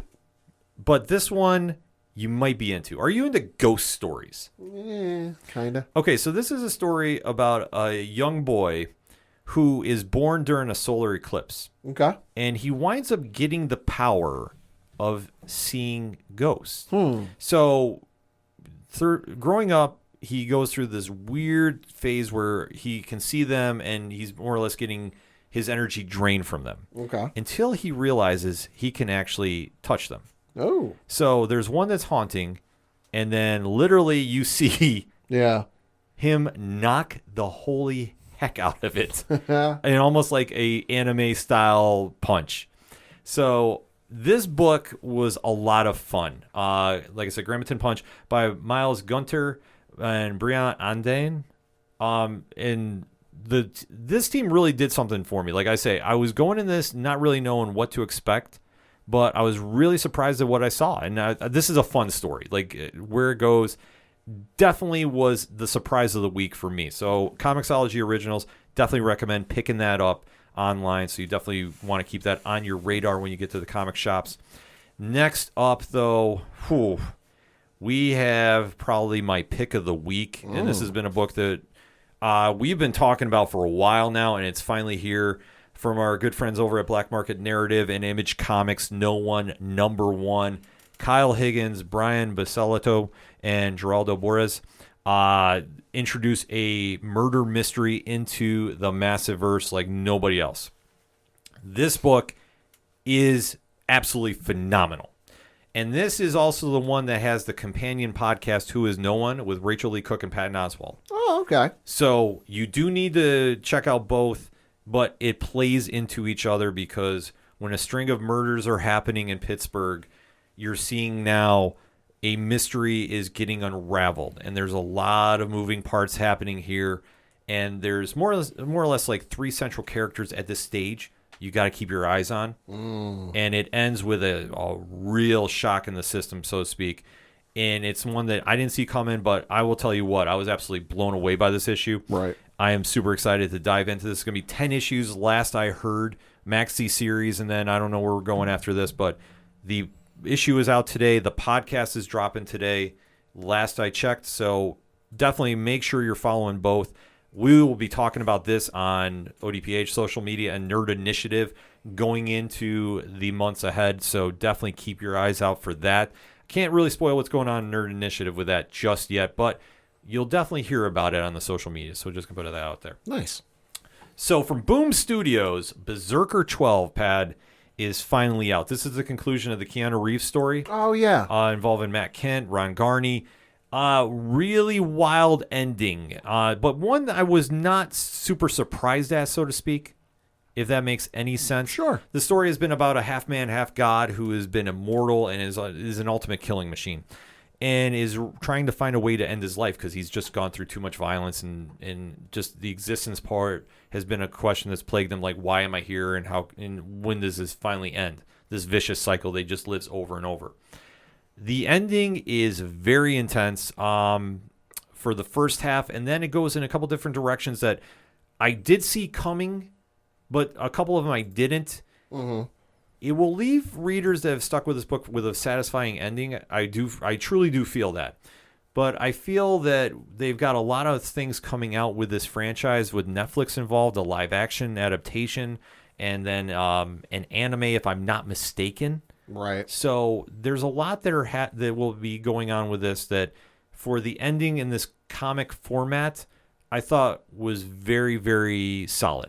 And I will say I wasn't super surprised at a few things. A couple did really throw me off, though. I'm not going to lie about that. But it ends just as you would kind of have an idea that it might, but still a very solid ending that you want to pick up. If you haven't read it, I'm going to tell you right now, it's not for the squeamish. Right. It's a lot of intense violence going on there. So if you're not a fan of that, I'm going to give you fair warning now. But when you start hearing about the live action adaptation, I think it's going to pick up some steam. And I wouldn't doubt that we might hear a return to the comics after that. That's just me speculating. I do not know anything involving that. I'm just going to speculate a little bit because they have a lot of stuff lined up. Last I heard, everything was still a go. So if that's still the case, you definitely want to keep an eye out for that. House of Slaughter, number 13, Tate Brombell, Antonio Fuso. Definitely diving into the Something is Killing the Children spinoff. The story of Jace Boucher is really picking up some steam. It's getting that slow burn treatment right. that this franchise does better than anybody. I'm sorry. Like, Something That's Killing the Children, I think, sets the bar for it. This is like the 1B for it. It's a story that is picking up a lot of momentum, and it will really have some fans talking after this issue. Guarantee you that. So you definitely want to keep your eyes out for that. I can always talk about Something That's Killing the Children. I really love that series, and like I said, House of Slaughter is not disappointed. It's an anthology book too, so the arcs are self-contained. So you don't need to read one and then the other to keep the story going. Last on my list this week is Black Cloak #3. Kelly Thompson, Meredith McLaren, really diving into the fantasy murder mystery going on there. This book has been so solid, and I can't recommend it enough. If you're into something that's a little different, a little not your average murder mystery, this is your book. Okay. And a lot of moving parts going on with this. The artwork, Pat, I think you might dig this a little bit. Oh, nice. Yeah, I really enjoy the art style of this. So, and it really complements the story going on. A little more emotional stuff is getting revealed here involving the officers investigating, but it's one you definitely want to go check out. And like we always say, make sure you're going out supporting your local comic shops. A lot of stuff is out this week, so you definitely don't want to pass that up, and make sure you're supporting your favorite independent comic podcast. We do put in a lot of work, so we definitely want to give you those recommendations and then talk about them after, so make sure we do that. Let's keep it very short and sweet for anything and everything that is the ODPH. ODPHpodcast.com. That's it for this week. So for the one and only Padawan J. Thank you. I'm your host, Kenan. Thank you as always for listening to the ODPH podcast, better known as the Ocho Duro Parlay Hour. See you next time.